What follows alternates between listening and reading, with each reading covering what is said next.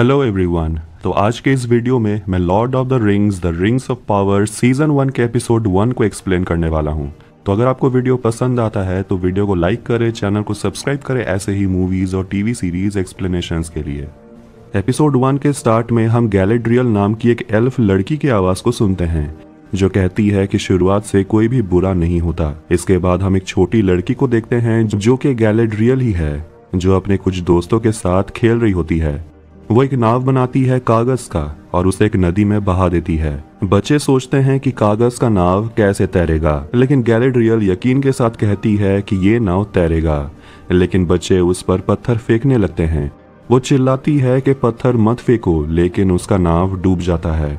वो अपने दोस्तों पर हमला करती है गुस्से में। तभी वहाँ पर गैलेड्रियल का बड़ा भाई आता है जिसका नाम है फिनरॉड, और वो अपनी बहन को रोकता है और वो अपनी बहन से एक सवाल पूछता है कि तुम्हें पता है कि नाव तैरते क्यों है जबकि पत्थर डूब जाता है।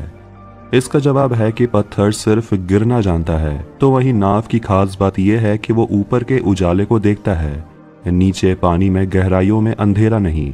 गैलेड्रियल पूछती है कि कभी कभी लहरों की चमक और ऊपर की रोशनी बिल्कुल एक जैसी लगती है। समझ ही नहीं आता कौन सी रोशनी सही रास्ता दिखाएगी। इसका जवाब फिनरॉड अपनी बहन को उसके कान में बोलता है। गैलेड्रियल बोलती है कि वो अकेले ये सब कैसे करेगी। फिनरॉड उसे कहता है कि तुम्हें ये रास्ता खुद चुनना होगा। इसके बाद हमें गैलेड्रियल बताती है कि उनका दुश्मन मॉर्गोथ उनकी दुनिया से उनका रोशनी छीनने आया था। तब सभी ने इसका विरोध किया और एल्फ की सेनाएं जंग की मैदान में उतरे और उन्होंने अपना घर वैलिनोर को छोड़ दिया। इसके बाद वो लोग चले गए एक ऐसी जगह पे जहाँ अजीबोगरीब शक्तियाँ और जानवर रहते थे। उस जगह का नाम है मिडिल अर्थ यानी मध्य धरती। लेकिन उनके दुश्मन वहां भी आ गए और मध्य धरती इस युद्ध से उजड़ गया। उनके दुश्मन मॉर्गोथ को हारना तो था, लेकिन उसकी सेना ऑर्क कोने कोने तक फैल चुके थे और वो लोग बढ़ रहे थे। और ये सब करना था एक शातिर जादूगर सौरॉन का, जो मॉर्गोथ का सबसे बड़ा शागिर्द है। गैलेड्रियल के भाई फिनरॉड ने कसम खाई थी कि वो उसे मार देगा, लेकिन उन्होंने पहले उसके भाई फिनरॉड को ढूंढ लिया और उसे मार दिया और उसके शरीर पर एक निशान होता है। गैलेड्रियल अपने मरे हुए भाई को देखकर बहुत दुखी होती है और गैलेड्रियल प्रण लेती है कि वो अपने भाई के मरने का बदला जरूर लेगी। और इसीलिए गैलेड्रियल निकल पड़ी सौरॉन की खोज में, पर वो उन्हें कहीं नहीं मिला। साल दर साल बीत गए और धीरे धीरे सौरॉन के दिए गए दर्द को वो लोग भूलने लगे, पर गैलेड्रियल नहीं भूली।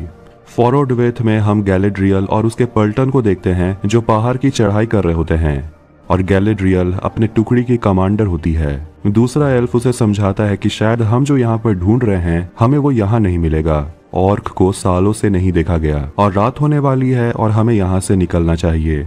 लेकिन गैलेड्रियल अपनी टुकड़ी के साथ रात में आगे बढ़ना चाहती है, लेकिन रात में बहुत तेज तूफान आता है और उनका आगे बढ़ना नामुमकिन सा लगता है। पर वो लोग देखते हैं कि उन्हें जहाँ आना था वो लोग वहाँ पहुँच चुके हैं। गैलेड्रियल अपनी टुकड़ी के साथ उस जगह आती है और मॉर्गोथ के मरने के बाद ये वही जगह है जहां उसके ऑर्क जमा हुए थे। वो सभी आगे बढ़ते हैं पर देखते हैं कि यहाँ पर अभी कोई भी नहीं है। वो सभी एक बड़े से दीवार को तोड़ते हैं और अंदर उन्हें बहुत बड़ा सा जगह मिलता है जहाँ उन्हें कुछ जली हुई डेड बॉडीज दिखती हैं। गैलेड्रियल को ये देखकर लगता है कि शायद ये काला जादू किया गया है, लेकिन इसका मकसद क्या हो सकता है ये किसी को नहीं पता। गैलेड्रियल एक पत्थर के ऊपर पानी गिराती है और पानी गिराते ही वहां वही साइन बन जाता है जो उसने अपने भाई के शरीर पर देखा था। और वो दूसरे एल्फ को कहती है कि बाकी लोगों को बोलो कि थोड़ी देर हम लोग यहाँ पर आराम करेंगे और सुबह होते ही यहाँ से निकल जाएंगे। लेकिन दूसरा एल्फ कहता है कि हमें महीनों पहले घर लौटने का आदेश दिया गया था। गैलेड्रियल इस पर कहती है कि घर वो भी जाना चाहती है, लेकिन जब तक उनके दुश्मन का नामो निशान नहीं मिट जाता वो घर नहीं लौटेगी। तो वहीं बाहर एक दूसरे एल्फ को एक स्नो ट्रोल मिलता है जो बहुत बड़ा सा राक्षस है और वो उन पर हमला करने लगता है। गैलेड्रियल आवाज सुनकर बाहर आती है और वो बड़े बहादुरी से उस ट्रोल से लड़ती है और उसे मार डालती है। अब इस हमले के बाद सभी यहाँ से जाना चाहते हैं, यहाँ रुकना नहीं चाहते, लेकिन गैलेड्रियल यहाँ से आगे बढ़ना चाहती है, लेकिन उसकी टुकड़ी अब उसका साथ नहीं देने वाले। अब दूसरे जगह रोवानियन में हम देखते हैं दो शिकारियों को एक जगह से गुजरते हुए और उन्हें वहां किसी के होने का एहसास होता है, पर वो लोग आगे बढ़ते रहते हैं और जैसे ही वो लोग वहां से गुजर जाते हैं हम देख पाते हैं कि उस जगह हॉबिट्स छुपे हुए थे। उन आदमियों के जाने के बाद वो लोग अपने अपने काम पर लग जाते हैं। हॉबिट्स का मानना है कि यात्रियों का यहाँ पर आना एक बुरा संकेत है। उसके बाद हम एक छोटी बच्ची नोरी को देखते हैं जो अपनी दोस्तों के साथ मस्ती कर रही होती है। वो लोग जंगल में जाकर बेरी खाते हैं, लेकिन तभी एक छोटा सा बच्चा वहां पर एक जानवर के पैर के निशान को देखता है और ये देखकर नोरी घबरा जाती है। लेकिन वो छोटे बच्चे से कहती है कि शायद ये कोई कुत्ते का पैर का निशान होगा और वो अपने पीछे उस बड़े से जानवर को देखती है और ये देखकर वो सारे बच्चों को वापस घर चलने को बोलती है। उन बच्चों के वहां से निकलने के बाद वो बड़ा सा जानवर वहां आ जाता है। हाई एल्फ के कैपिटल लिंडन में हम एलरॉन्ड को देखते हैं जो अपने एक बुक पर काम कर रहा होता है और उसे पता चलता है कि उसे अगले काउंसिल मीटिंग में आने से मना किया गया है और उसकी दोस्त उसे मिलने आई है, यानी कि गैलेड्रियन।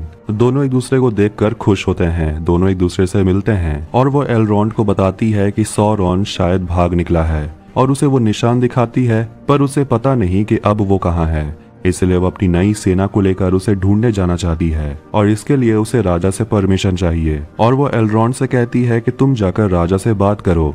लेकिन एलरॉन्ड उसे कहता है कि तुमने राजा के आदेश को ठुकराया है। उन्होंने कहा था कि आगे नहीं बढ़ना, लेकिन फिर भी तुमने अपने खतरनाक सफर को जारी रखा। इसके बाद भी राजा ने तुम्हें सजा देने के बारे में नहीं सोचा, बल्कि तुम्हें सम्मानित करने के बारे में सोचा है।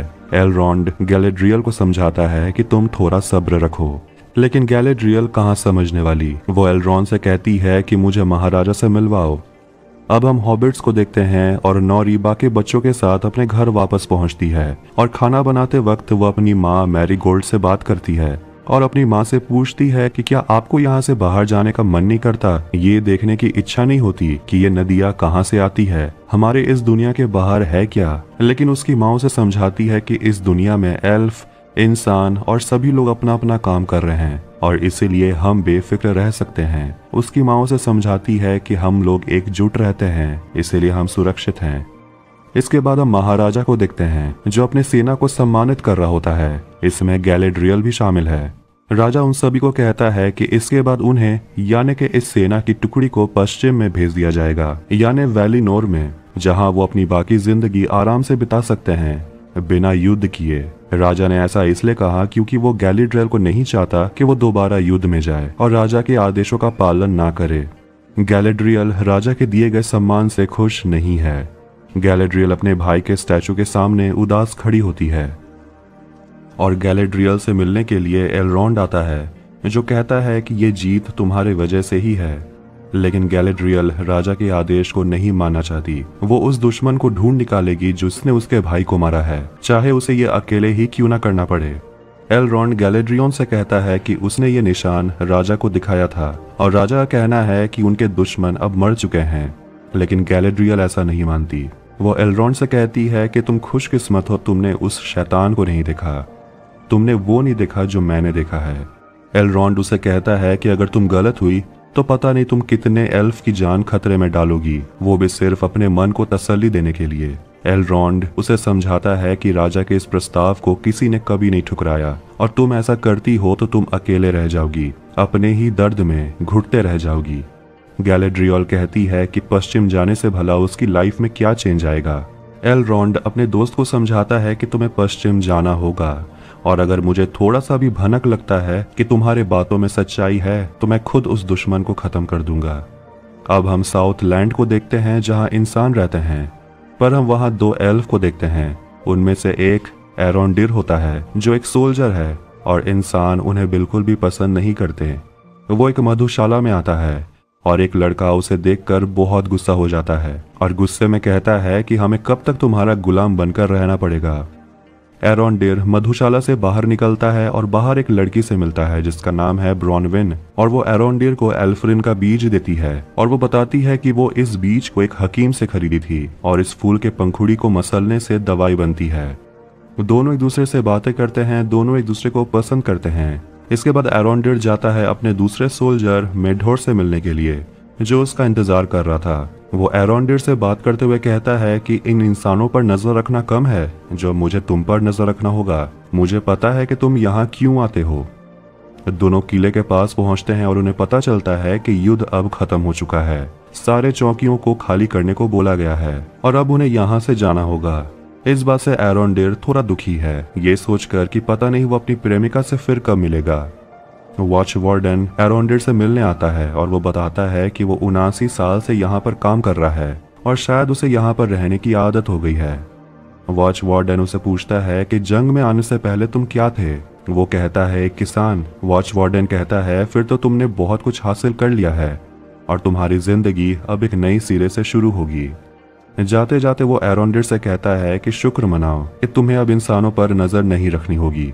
अब हम ब्रॉनविन को देखते हैं जो अपने घर में अपनी बेटे थियो के साथ दवाई बना रही होती है और उसे मिलने के लिए एरोंडेर आता है। वो एरोंडेर से पूछती है कि तुम मेरे घर क्यों आए हो। एरोंडेर उसके करीब जाता है और ब्रॉनविन कहती है कि तुम जो कहने आए हो वो कह दो। एरोंडेर कहता है कि मैंने तो वो बात तुमसे सैकड़ों बार बोल चुका हूँ। तभी ब्रॉनविन के घर एक बूढ़ा आदमी आता है अपने बीमार गाय को लेकर, जिसका इलाज ब्रॉनविन को करना होगा। चेक करते समय वहां पर एरोंडेन भी आ जाता है और वो आदमी बताता है कि उसकी गाय शायद घास चरते चरते हॉर्डन की ओर चली गई थी और उस गाय के शरीर से दूध की जगह खून निकलता है और इस वजह से एरोंडेन और ब्रॉनविन हॉर्डन के लिए निकलते हैं, ये पता लगाने कि वहां आखिर चल क्या रहा है। ब्रॉनविन का बेटा थियो दोनों को देख रहा होता है और वो उस एल्फ को पसंद नहीं करता। इसके बाद उसका बेटा थियो अपने दोस्त के साथ एक बार्न में आता है और कहता है कि उसे अपने दोस्त को कुछ दिखाना है, जहां उसका दोस्त थियो की माँ ब्रॉनविन के बारे में बात करता है और कहता है कि पूरा शहर तुम्हारी माँ के बारे में बात कर रहा है कि वो एल्फ के साथ कितना घुल मिल रही है और शायद इसीलिए तुम्हारे पिता तुम्हें छोड़कर चले गए। थियो ने वहां कुछ छुपा रखा है और हम देखते हैं कि वो एक तलवार है जो ऑर्क यूज करते थे और थियो उस तलवार में कुछ जलते हुए दिखता है। गैलेड्रियल और उसके पलटन को देखते हैं जिन्हें पश्चिम की ओर ले जाया जा रहा है। उसका दोस्त एलरॉन्ड राजा से बात करते हुए बताता है कि आखिर गैलेड्रियल असलियत में चाहती क्या थी और वो पूछता है क्या अगर वो काला साया सच में है। राजा इस पर कहता है कि तुम इस बारे में ज्यादा मत सोचो, मैंने जो भी किया है मध्य धरती की भलाई के लिए ही किया है। और वो एलरॉन्ड को कहता है कि मुझे और तुम्हें आने वाले कल को संवारना है। राजा उसे लॉर्ड कैलिब्रिम्बोर के कला के बारे में पूछता है और कहता है कि वो एक नया आविष्कार करने वाले हैं जो उनके लिए काफी खास है। राजा चाहता है कि एलरॉन्ड कैलिब्रिम्बोर के साथ काम करे और इस पर विस्तार से बात करने के लिए वहां पर लॉर्ड कैलिब्रिम्बोर को बुलाया जाता है। अब हम हॉबिट सैडॉक को देखते हैं जो आसमान में तारों को देखकर कहता है कि ये भी उनके लिए बुरा संकेत है, पता नहीं उनके साथ आगे क्या होने वाला है। पर उनकी बातों को छोटी बच्ची नॉरी सुन रही होती है। ये देखकर सैडॉक गुस्सा हो जाता है कि नॉरी हर जगह पहुंच जाती है बात सुनने के लिए। नॉरी उसे पूछती है कि आपने आसमान में क्या देखा। वो कहता है कि आसमान में कुछ अजीब हलचल हो रही है और वो आसमान की तरफ देखती है। एरोंडेर और ब्रॉनविन हॉर्डन की तरफ बढ़ रहे होते हैं और पता चलता है कि ब्रॉनविन का जन्म हॉर्डन में ही हुआ था और एरोंडेर बताता है कि हॉर्डन में कुछ लोगों को मॉर्गॉथ के वफादारी के लिए जाना जाता है। ये सुनकर ब्रॉनविन गुस्सा हो जाती है और कहती है कि तुम मेरे करीबियों के बारे में बात कर रहे हो, वो लोग ऐसा कभी नहीं करेंगे। और एरोंडेर कहता है कि इसलिए मुझे तुम्हारे साथ चलना होगा। इसके बाद उन दोनों की नजर पड़ती है उस गांव पर जिसके तरफ वो लोग बढ़ रहे थे, लेकिन वो गांव जलकर खत्म हो गया है। इसके बाद हम गैलेड्रियल और उसके पलटन को देखते हैं जहाज में और उनसे उनका हथियार और उनका आर्मर ले लिया जाता है और हम ये साफ साफ देख पाते हैं कि गैलेड्रियल को ये पसंद नहीं आता। वो अपने तलवार को छोड़ने के लिए तैयार नहीं है पर उसे छोड़ना पड़ता है। वो सभी पक्षियों को गाते हुए सुनते हैं और ऐसा नजारा तो उन लोगों ने पहले कभी नहीं देखा। बादल के हटते ही तेज रोशनी निकलती है तो वहीं लिंडॉन में महाराजा आसमान में एक आग के गोले यानी कि मीटियोर को देखते हैं। गैलेड्रियल नीचे गिरा हुआ एक तलवार को देखती है और अपने भाई के बातों को याद करती है और हम उस समय के बातों को सुनते हैं जब गैलेड्रियल पूछती है कि आसमान की रोशनी और लहरों की चमक बिल्कुल एक जैसी होती है तो उसे कौन सी रोशनी चुननी चाहिए। और इसके बाद हम देखते हैं कि गैलेड्रियल के भाई ने उसके कान में क्या कहा था, कभी कभी अंधेरे को बिना छुए हम रोशनी में नहीं जा सकते।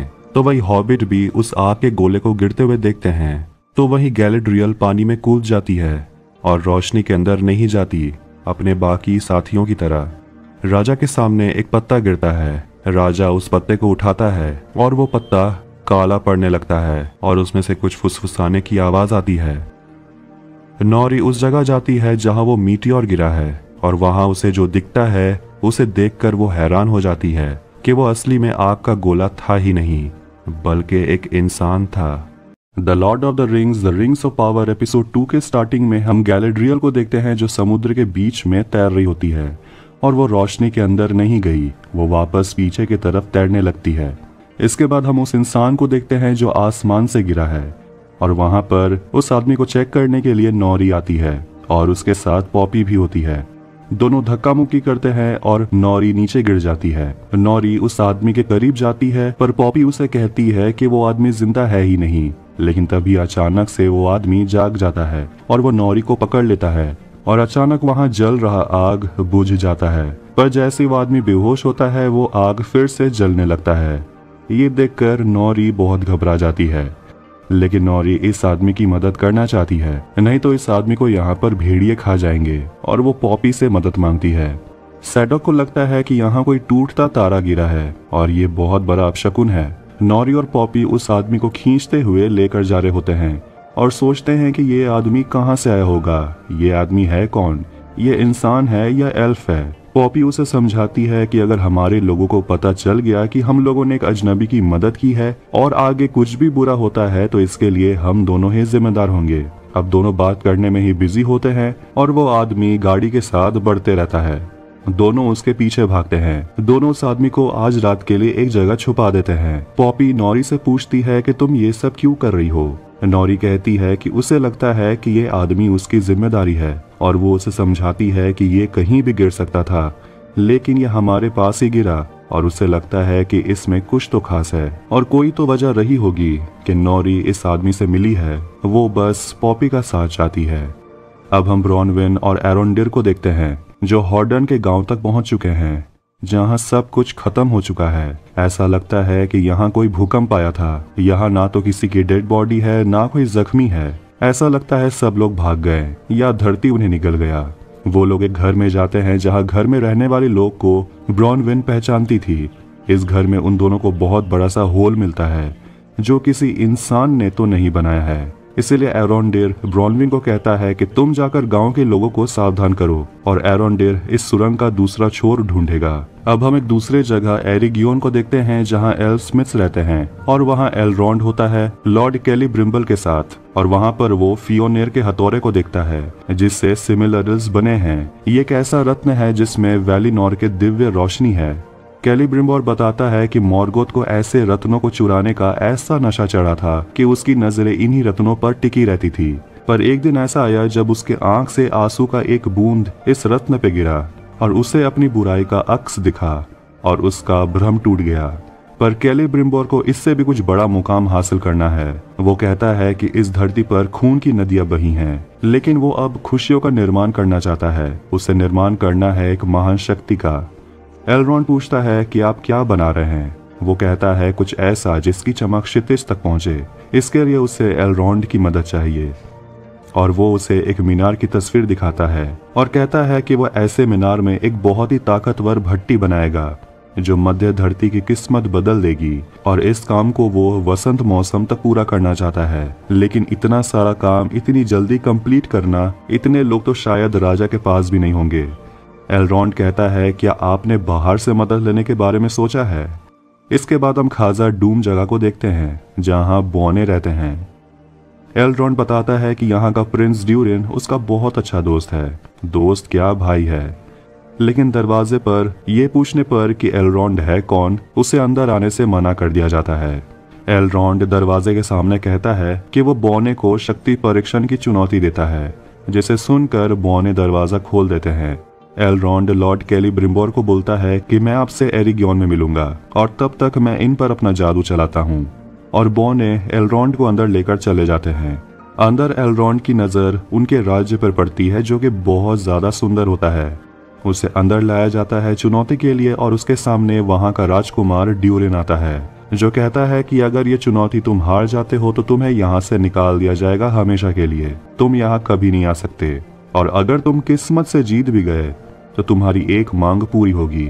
अब इस चैलेंज को शुरू करने से पहले वहां पर कुछ पत्थर लाए जाते हैं और उन्हें ये पत्थर तोड़ना होगा और प्रिंस ड्यूरिन उस पत्थर को तोड़ देता है और एलरॉन्ड भी। अब अगले दिन नौरी पहुंचती है उस आदमी को चेक करने के लिए, लेकिन देखती है कि उस आदमी को होश आ गया है। नोरी उस आदमी से बात करने जाती है, लेकिन वो आदमी उसे देखकर डर जाता है और उसके शक्ति से वहां तेज हवाएं चलने लगती है, अंधेरा होने लगता है। लेकिन नोरी उसे याद दिलाती है कि कल रात मैंने तुम्हारी मदद की थी। तब जाकर वो आदमी शांत होता है। नोरी उसे भरोसा दिलाती है कि मैं तुम्हें नुकसान नहीं पहुंचाऊंगी।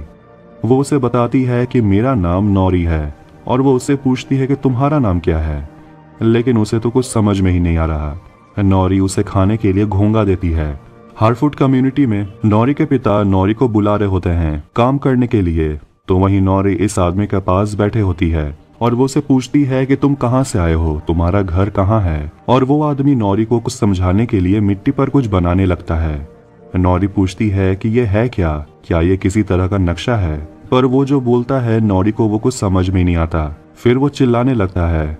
अब हार्टफुट कम्युनिटी में यानी कि जहाँ नोरी रहती है वहाँ हादसा हो जाता है नोरी के पिता के साथ, और इसीलिए पॉपी अपने दोस्त को ढूंढते हुए उसके पास आती है, लेकिन वो आदमी भड़क जाता है और नोरी उसे कहती है कि ये लड़की मेरी दोस्त है।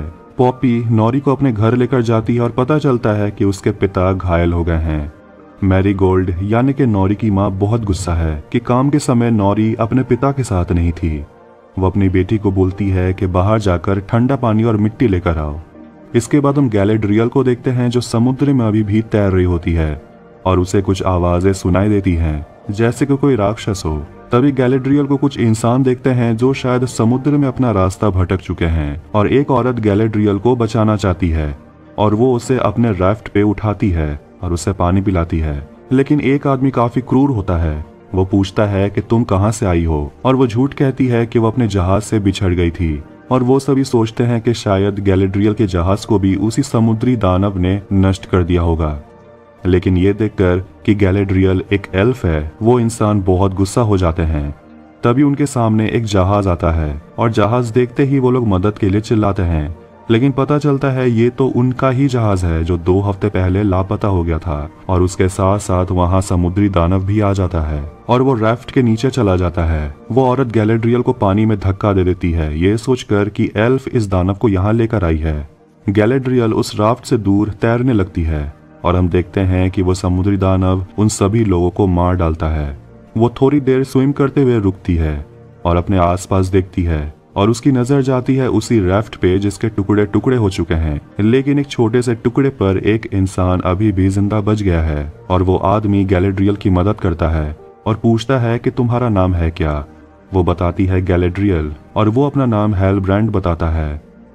अब खाज़ा-डूम में हम उसी चुनौती को देखते हैं और दोनों एक दूसरे को भारी टक्कर दे रहे होते हैं, लेकिन आखिरी वक्त पर एलरॉन्ड हार मान लेता है क्योंकि वो अपने दोस्त को हारता हुआ नहीं देखना चाहता था।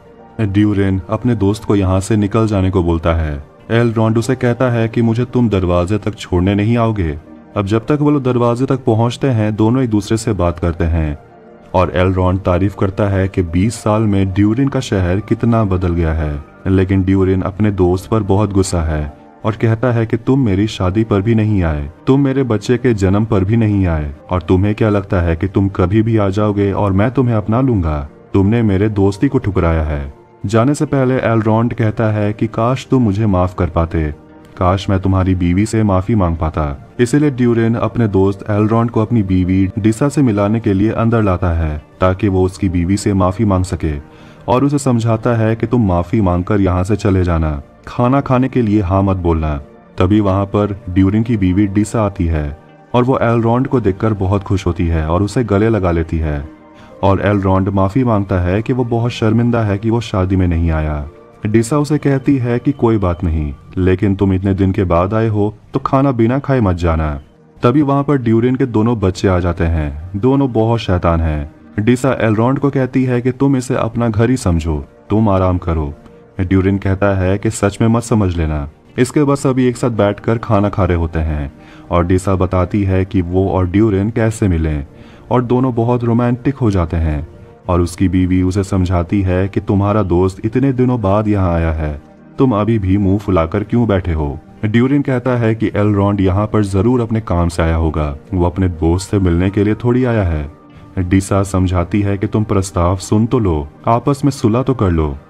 एलरॉन्ड पीछे एक पेड़ को देखता है और कहता है कि तुमने उस पेड़ को उगा ही लिया और ये पौधा है लिंडन के दिव्य वृक्ष का, जो एल्फ शक्ति और ऊर्जा का निशानी है। एलरॉन्ड अब निकलने वाला होता है, लेकिन प्रिंस उसे बैठने को बोलता है और कहता है कि मैं अभी भी नाराज हूँ, लेकिन फिर भी मैं तुम्हारा प्रस्ताव सुनना चाहता हूँ ताकि मैं बाद में राजा से बात कर सकूं। अब हम समुद्र के बीच फंसे गैलेड्रियल और हेलब्रांड को देखते हैं, और हेलब्रांड को लगता है कि शायद गैलेड्रियल उसे झूठ बोल रही है। उसके जहाज पर अटैक नहीं हुआ, वो एक भगौड़ी है, और पूछता है कि तुम किससे भाग रही हो। गैलेड्रियल कहती है कि मुझे मध्य धरती पहुंचना है, तुम्हारे लिए बस इतना जानना बहुत है। और हेलब्रांड बताता है कि उसके घर को ऑर्क्स ने तबाह कर दिया। ये सुनकर गैलेड्रियल उसे पूछती है कि तुम्हारा घर है कहाँ। वो कहता है कि फर्क क्या पड़ता है, वैसे भी सब जलकर खाक हो चुका है। गैलेड्रियल कहती है कि मैं तुम्हारा दर्द समझ सकती हूँ, तुमने जिसे भी खोया है मुझे उसके लिए अफसोस है। और गैलेड्रियल उससे कहती है कि तुम्हारे पास जो लॉकेट है, क्या ये तुम्हारे राजा की निशानी है, तुम कहाँ से आए हो। पर हेलब्रांड हंसता है और कहता है कि तुम जानकर क्या ही कर लोगी, तुम्हारे पास क्या बहुत बड़ी सेना है जो तुम दुश्मन से लड़ने जाओगी।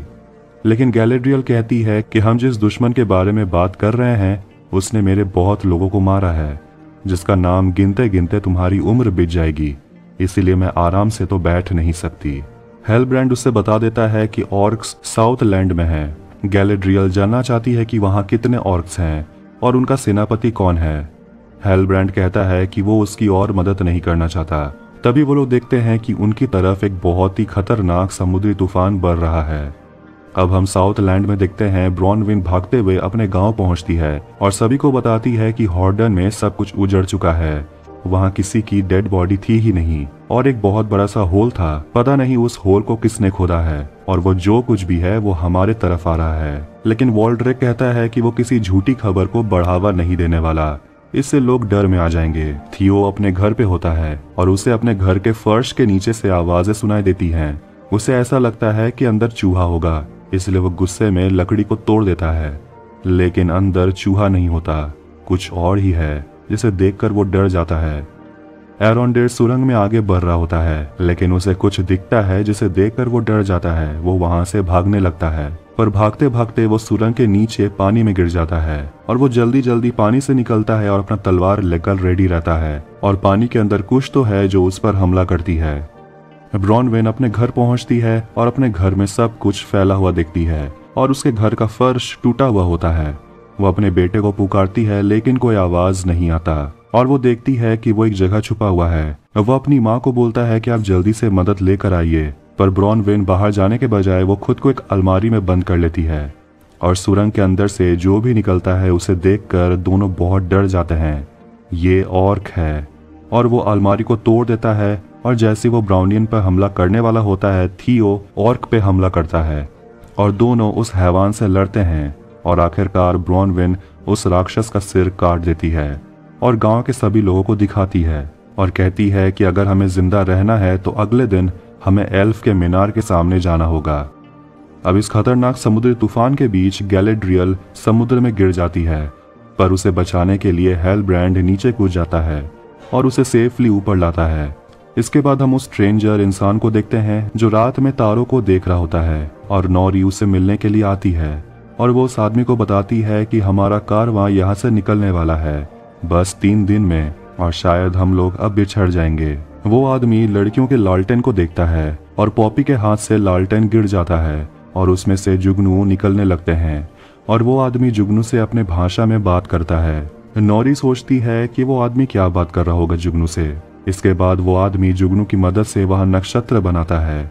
नॉरी कहती है कि उसे पता नहीं ये नक्षत्र का क्या मतलब है, लेकिन उसे ये पता है कि ऐसे नक्षत्र कहाँ मिलते हैं। पॉपी जुगनू को अपने हाथ में उठाती है, पर थोड़ी देर में वो जुगनू मर जाता है और धीरे धीरे सारे जुगनू मरने लगते हैं।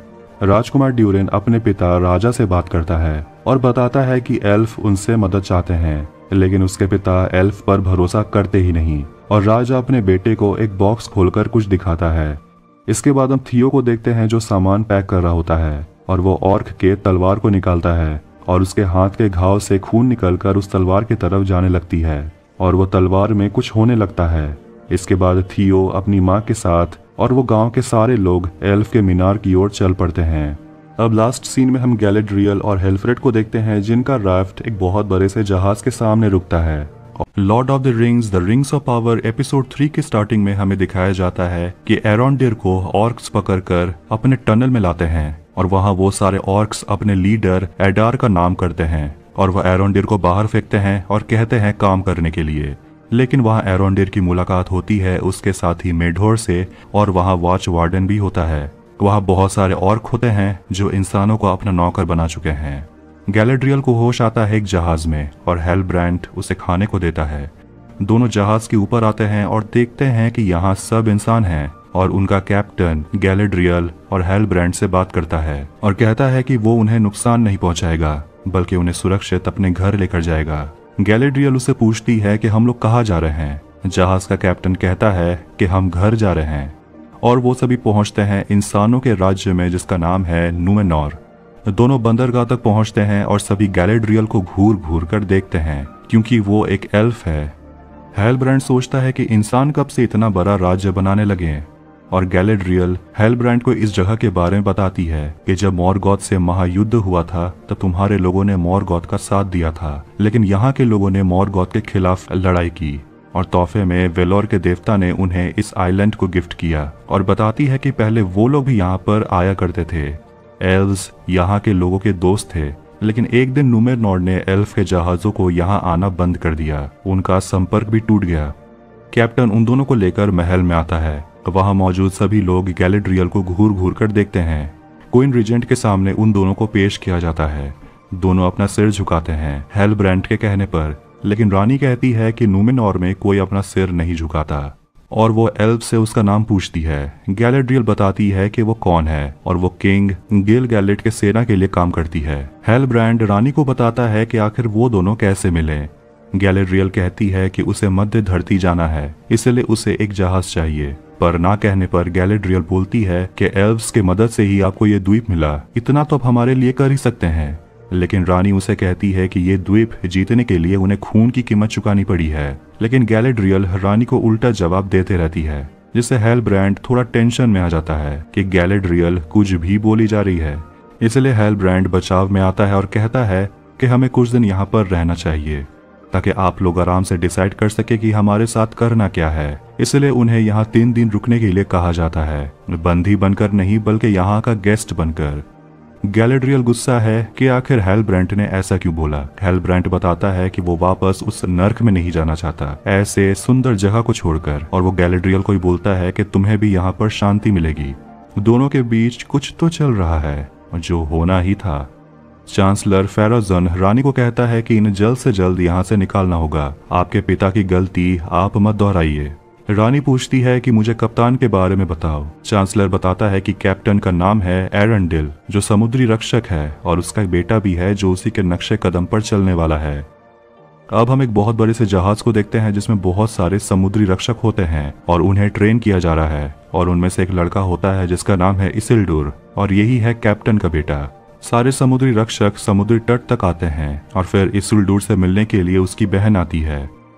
रानी रेजेंट कैप्टन से मिलती है और उसे पूछती है कि इस नाम का मतलब क्या है। कैप्टन कहता है कि जो सितारों से प्यार करता है।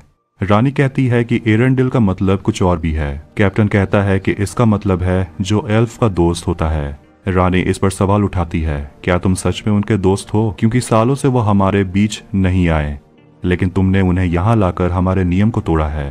कैप्टन कहता है कि समुद्र ने उन्हें हमारे रास्ते में लाया और समुद्र कभी गलत नहीं होता। रानी उसे काम देती है और उसे एक तलवार दिया जाता है। अब कहानी आती है साउथलैंड में, जहां धूप निकलने की वजह से ऑर्क्स परेशान होने लगते हैं। एरोंडेर और बाकी सभी बात कर रहे होते हैं कि ऑर्क्स आखिर उनसे चाहते क्या हैं। क्या वो लोग किसी की खोज में हैं जिसके वजह से वो लोग हर गांव को बर्बाद कर रहे हैं। और वॉच वार्डन का मानना है कि शायद मॉर्गोथ का नया उत्तराधिकारी सौरॉन है, जिसे ये ऑर्क्स एडार कहकर बुलाते हैं। और इसके बाद वो लोग प्लान बनाते हैं कि जब सूरज बिल्कुल ऊपर होगा तब वो लोग यहाँ से निकलेंगे। तभी एक ऑर्क बाहर आकर कहता है कि बात मत करो, काम करो। पर वो सभी कहते हैं कि उनके काम के बीच ये पेड़ आ रहा है। ऑर्क कहते हैं कि पेड़ को काट डालो, लेकिन एरोंडेर कहता है कि ये पेड़ उनके यहाँ बहुत सालों से है, ये उनके धरती की निशानी है, वो इसे काट नहीं सकते। तभी वहाँ दूसरा ऑर्क आता है और वो वार्डन की हिम्मत की तारीफ करता है और कहता है कि तुम्हें इसका इनाम मिलेगा, और उसे पीने के लिए पानी देता है। एरोंडेर भी पानी पीता है, पर जब मिडहॉर पानी पीने लगता है तब एक ऑर्क उसका गला काट देता है। अब ये सब के बाद एरोंडेर कहता है कि वो इस पेड़ को काटेगा और वो ऊपर जाकर पेड़ को काटने लगता है। गैलेड्रियल तैयार होकर अपने कान को ढककर नूमेनॉर में घूम रही होती है और वो नाव को देख रही होती है, लेकिन कैप्टन उसे कहता है कि ये छोटे नाव को चुराना बेवकूफ़ी होगी। ऐसे छोटे नाव तुम्हें ज़्यादा दूर लेकर नहीं जाएंगे।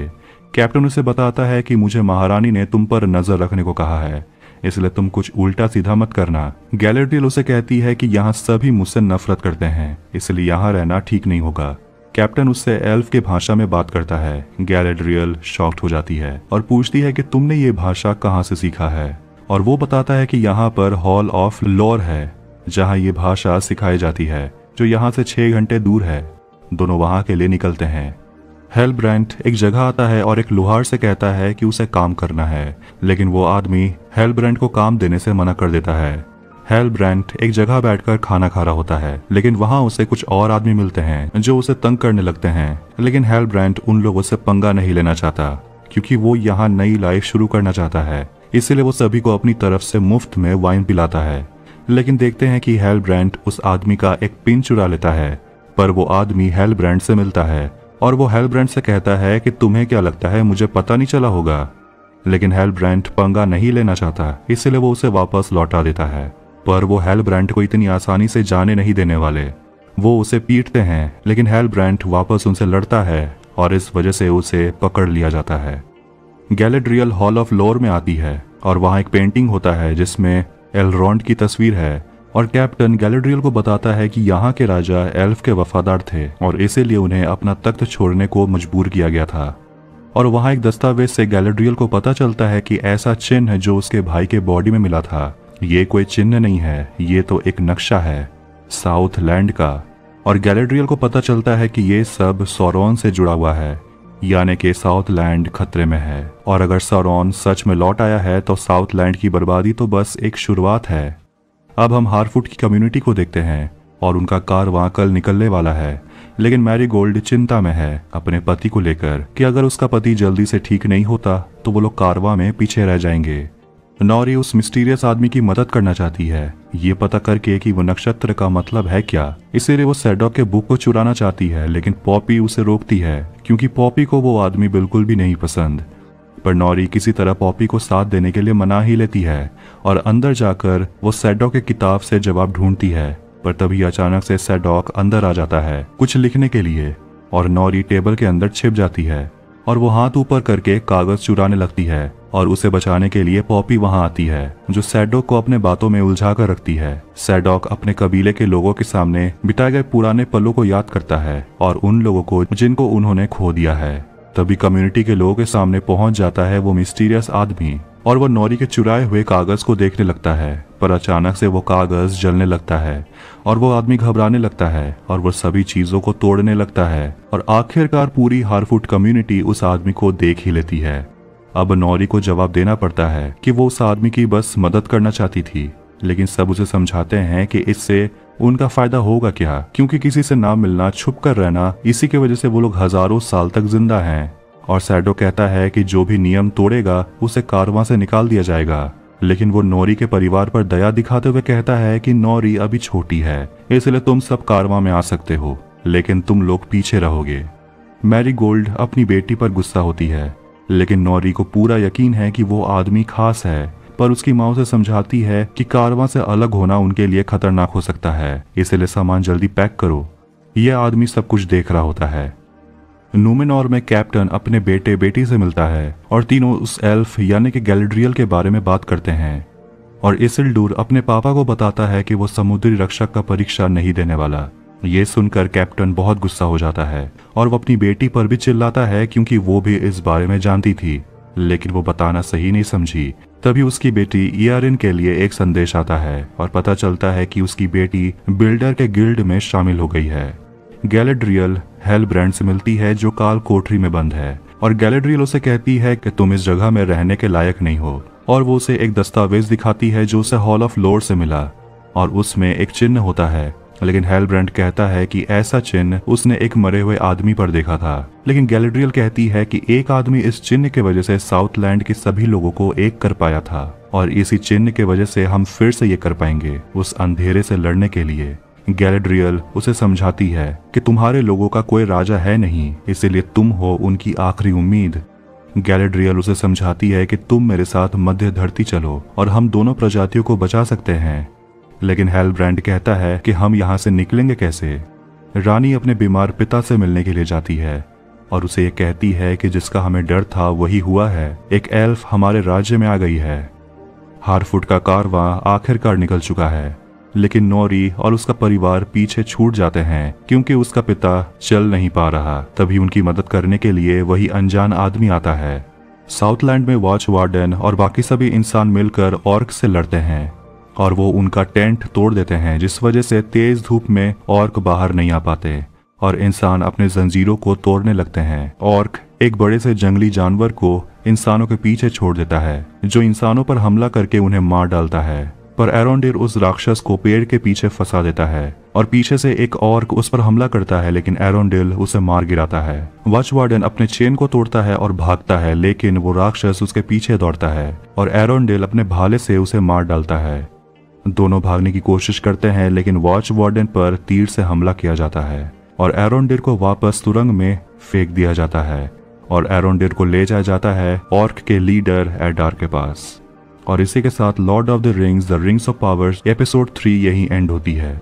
The Lord of the Rings of Power episode 4 के स्टार्टिंग में हम रानी रेजेंट को देखते हैं, जो बहुत सारे औरतों से मिलती है और उनके बच्चों को वो आशीर्वाद दे रही होती है, जो आगे चलकर उनके द्वीप के उम्मीद बनने वाले हैं। लेकिन तभी कुछ होने लगता है, तेज हवाएं चलने लगती हैं और महारानी बाहर जाकर देखती है कि एक बहुत बड़ा सा सुनामी उनके राज्य को तबाह कर देता है। लेकिन ये सिर्फ एक बुरा सपना था।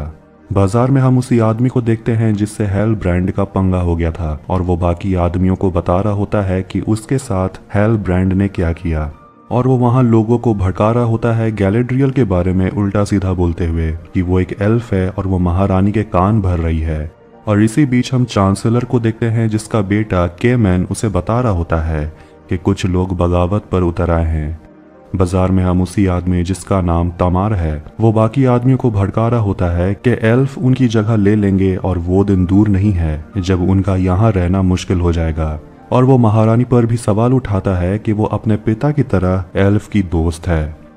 तभी वहाँ चांसलर आता है और उन सभी को समझाता है कि तुम सब मर्द हो और एक भगौड़ी एल्फ से तुम सब डर गए। हम लोगों ने क्या क्या हासिल नहीं किया है और हम एक एल्फ से डर रहे हैं।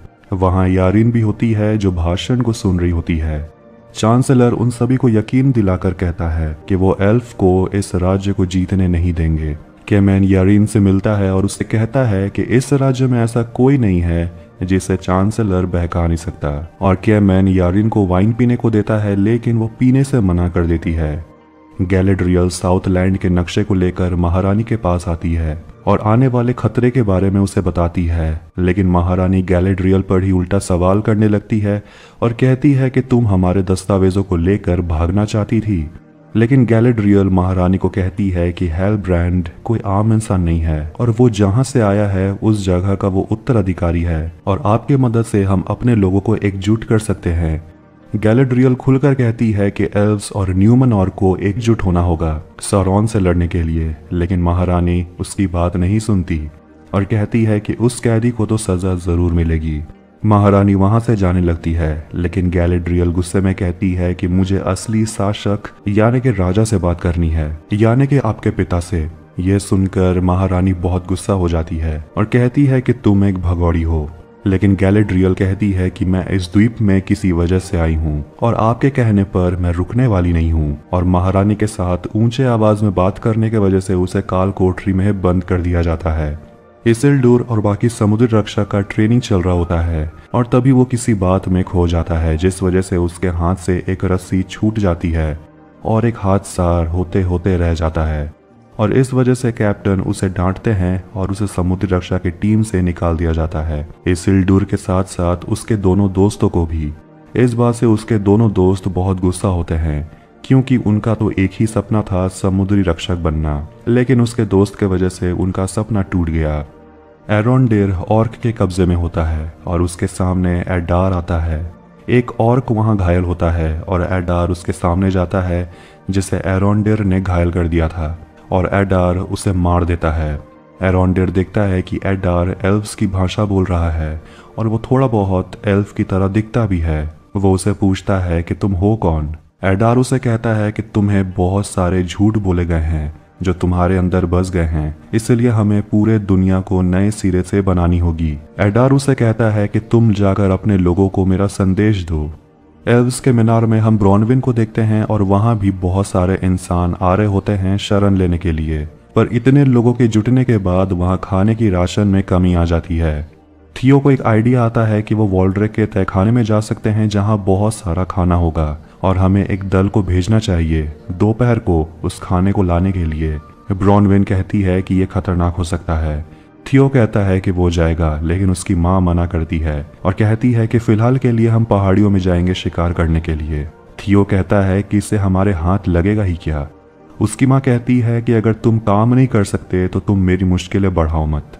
पर थियो को कौन रोकने वाला। वो अपने गांव चला जाता है अपने दोस्त रोवान के साथ और राशन उठाकर वो ला रहा होता है। थियो शराब खाने के अंदर चला जाता है और उसका दोस्त बाहर खड़ा जानवर को देख रहा होता है जो मर चुके हैं। पर तभी उस जगह बादल आने लगते हैं और थियो का दोस्त वहां से भाग जाता है क्योंकि ऑर्क कभी भी आ सकते हैं। शराब खाने के अंदर थियो पर एक ऑर्क हमला करता है, लेकिन थियो उससे लड़ता है ऑर्क के तलवार से और वहां से भाग जाता है और जाकर एक कुएं के अंदर छुप जाता है। अब हम एलरॉन्ड को देखते हैं जो लॉर्ड कैलिब्रिम्बोर के साथ होता है और वो एलरॉन्ड से उसके पिता के बारे में बात करता है, पर बात करते हुए वो बताता है कि शायद प्रिंस ड्यूरिन उनसे कुछ छुपा रहे हैं। इसलिए एलरॉन्ड जाता है बोनो के राज्य में और वहां ड्यूरिन की पत्नी डिसा से वो बात करता है और डिसा बताती है कि ड्यूरिन अभी यहाँ है नहीं और वो झूठ बोलती है कि ड्यूरिन खुदाई करने के लिए गया है। लेकिन एलरॉन्ड कहता है कि अगर वो खुदाई करने के लिए गया है तो उसकी कुल्हाड़ी यहाँ क्यों है और तुम उसके लिए उसका पसंदीदा खाना क्यों बना रही हो। डिसा कहती है कि उसका पति जिस रत्न को खोदने गया है उसे खोदना नहीं पड़ता बल्कि ढूंढना पड़ता है, इसीलिए उसे कुल्हाड़ी की जरूरत है नहीं और उसका पसंदीदा खाना बनाने में थोड़ा टाइम लगता है और इतने टाइम में ड्यूरिन घर वापस आ जाएगा। डिसा ड्यूरिन से मिलती है और ड्यूरिन कहता है कि तुमने अच्छा नाटक किया झूठ बोलकर कि मैं खदान गया था। ये सारी बात एलरॉन्ड सुन लेता है। इसके बाद एलरॉन्ड पहुंचता है उसी खदान में जहां उसे मिलता है खुफिया रास्ता जहां बौने खुदाई कर रहे होते हैं। तभी वहां ड्यूरिन आ जाता है गुस्से में, जो कहता है कि तुम यहाँ क्या कर रहे हो। क्या तुम्हारे महाराजा ने तुम्हें इसलिए भेजा है कि तुम हमारे रत्नों को चुरा सको। लेकिन एलरॉन्ड कहता है कि वो तो अपने दोस्त से मिलने आया था। ड्यूरिन कहता है कि वो एलरॉन्ड को कुछ बताना चाहता है, लेकिन उसके लिए उसे पहाड़ों की शपथ लेनी होगी और अगर एलरॉन्ड ने ये बात किसी और को बताया और शपथ तोड़ने की कोशिश की तो उसके प्रजाति के ऊपर कयामत आ जाएगी। कसम खाने के बाद ड्यूरिन अपने दोस्त को एक नया धातु दिखाता है जो डिसा को मिला था और ये धातु उनके हथियार को मजबूत बना सकता है और इसकी कीमत सोने से भी ज्यादा है। लेकिन बात यह है कि इस रत्न के खुदाई में खतरा है। एलरॉन्ड इस रत्न को अपने हाथ में लेता है और दोस्ती के निशानी के तौर पर ड्यूरिन एलरॉन्ड को ये चमकीला पत्थर रखने को देता है। तभी खदान में भूकंप आने लगता है। न्यूमेनॉर में हम इयारियन को देखते हैं जिसे गिल्ड में शायद सिर्फ पोछा मारने के लिए रखा गया है। वो टकरा जाती है केमेन से और दोनों ही एक दूसरे के साथ फ्लर्ट करते हैं। काल कोठरी में गैलेड्रियल और हेलब्रांड बात कर रहे होते हैं और हेलब्रांड उससे एक सवाल पूछता है कि तुमने महारानी से घर जाने के लिए जहाज मांगा, उनके राज्य का तुमने इंसल्ट किया, लेकिन आज तुम्हें काल कोठरी में बंद कर दिया गया, ऐसा क्यों हुआ। गैलेड्रियल को एहसास होता है कि उसने महारानी के पिता से बात करने की इजाजत मांगी थी जो मीनार में है, जिन्हें सालों से किसी ने नहीं देखा। शायद इस वजह से महारानी उसे काल कोठरी में बंद कर दी होगी। तभी वहां चांसलर आता है जो गैलेड्रियल को बोलता है कि अब तुम्हें आजाद किया जाता है, महारानी के कहने पर तुम्हें मध्य धरती छोड़ा जाएगा। लेकिन गैलेड्रियल उन सारे सिपाहियों को काल कोठरी में लड़कर बंद कर देती है और वहां से चली जाती है और बेचारा चांसलर देखता ही रह जाता है। इयारियन को यह सुनकर बहुत बुरा लगता है कि उसके भाई को और उसके दोनों दोस्तों को समुद्री रक्षा की टीम से निकाल दिया गया है, पर वो उसे कहती है कि अच्छा है अब तुम पश्चिम जा सकते हो। लेकिन इसिल्डुर को इस बात का गुस्सा है कि उसने अपने दोस्तों की जिंदगी बर्बाद कर दी और अब वो पश्चिम जाने के लायक है नहीं। तभी वहां सिपाही आ जाते हैं, ये चिल्लाते हुए कि एल्फ भाग गई है। गैलेड्रियल भागते हुए उसी मीनार में पहुंचती है जहां राजा रहते हैं, लेकिन वहां रीजेंट भी होती है जो कहती है कि बेहतर होगा कि तुम अपनी मर्जी से अपने घर चली जाओ। तभी राजा कुछ कहने की कोशिश करता है और इस हालत में राजा को देखकर गैलेड्रियल को बहुत बुरा लगता है। रानी उसे कहती है कि तुम बाहर जाकर राजा के इस हालत के बारे में किसी से कुछ मत बताना। गैलेड्रियल कहती है कि हमें दोस्ती कर लेनी चाहिए, आपके पिता एल्फ से दोस्ती रखते थे, पर अब ऐसा हो क्या गया। महारानी बताती है कि जब उसके पिता राजा थे तो उन्होंने घोषणा किया था कि उन्होंने देवता वेलार को गुस्सा कर दिया है, इसलिए उन्हें पुराने तौर तरीके को अपनाना होगा। पर जब उन्होंने ये कहा कि उन्हें एल्फ से दोस्ती करनी होगी तो प्रजा ने बगावत कर दिया और इसीलिए रीजेंट को रानी बना दिया गया। और महारानी उसे दिखाती है एक दृष्टिमणि जिसका नाम है पैलंटिर, और ऐसे 7 हुआ करते थे, लेकिन अब बाकी 6 या तो गुम हो चुके हैं या तो उन्हें कहीं छुपा कर रख दिया गया है। महारानी के कहने पर गैलेड्रियल उस मणि को छूती है और उसे भी वही विजन्स आते हैं जिसमें न्यूमेनॉर तबाह हो जाता है। गैलेड्रियल डर जाती है। रानी उसे कहती है कि यही हमारा भविष्य है और इसकी शुरुआत हो चुकी है, तुम्हारा आना ही इसका सबूत है और इसीलिए गैलेड्रियल को जाना होगा। लेकिन गैलेड्रियल उसे समझाती है कि उनके लिए एक और बड़ा खतरा है और इस खतरे से दूर रहकर रानी न्यूमेनॉर को खुद डुबा रही है और कहती है कि उसे एक मौका चाहिए। न्यूमेनॉर और एल्फ को मिलकर सौरॉन से लड़ना होगा, लेकिन रानी उसकी बात नहीं मानती, वो अपनी बात पर अड़ी हुई है। एल्फ के मीनार में थियो का दोस्त रोवन आता है राशन लेकर और उस राशन के ऊपर सभी टूट पड़ते हैं। ब्रॉनविन देखती है कि उसका बेटा नहीं आया। थियो अभी भी उसी गांव में फंसा हुआ है ऑर्क्स के बीच, और एक ऑर्क थियो के ऊपर हमला कर देता है, लेकिन उसे बचाने के लिए वहां एरोंडेड आता है। दोनों भागते हैं और उसके पीछे ऑर्क की फौज पड़ी होती है। तभी वहां ब्रॉनविन भी आती है और तीनों मिलकर वहां से भागते हैं और तभी सुबह हो जाती है, जिस वजह से वो तीनों ऑर्क से बच जाते हैं। मजदूरों की जान जाने के वजह से डिसा चट्टानों से प्रे करती है और गुहार लगाती है कि उन्हें वापस कर दें। डिसा एलरॉन्ड से बात करते हुए कहती है कि अगर तुम नीचे नहीं जाते तो शायद ड्यूरिन भी चट्टानों में दब कर मर जाता। वो एलरॉन्ड से माफी मांगती है झूठ बोलने के लिए।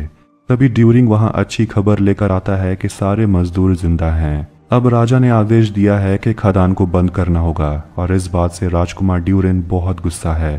पर एलरॉन्ड उसे समझाता है कि तुम्हारे और तुम्हारे पिता के पास जितना भी समय है हंसी खुशी एक दूसरे के साथ बिताओ। डिसा ड्यूरिन का मूड हल्का करने के लिए पूछती है कि आप दोनों की मुलाकात हुई कैसे थी। एलरॉन्ड बताता है कि उसने ड्यूरिन को 3 ट्रोल से बचाया था।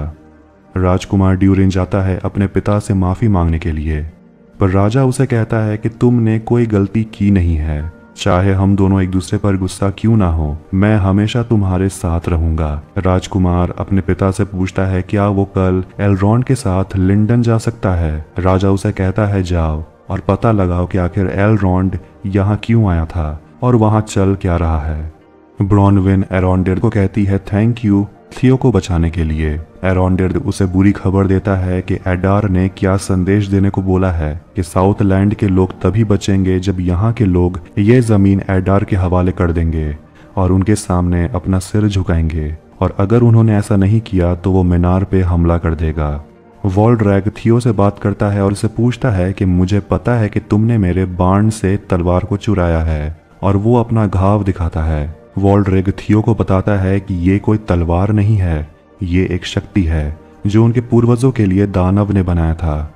और वो सौरॉन के बारे में पूछता है और पूछता है कि तुमने कुछ दिन पहले आसमान में हलचल तो देखी होगी, इसका मतलब ये है कि वो आ रहे हैं। थियो को समझ नहीं आ रहा कि यह बूढ़ा आदमी बोल क्या रहा है। वॉल्ड्रैग उसे कहता है कि अपनी एनर्जी बचाओ, क्योंकि जब वो आएंगे तो हमें उसकी जरूरत होगी।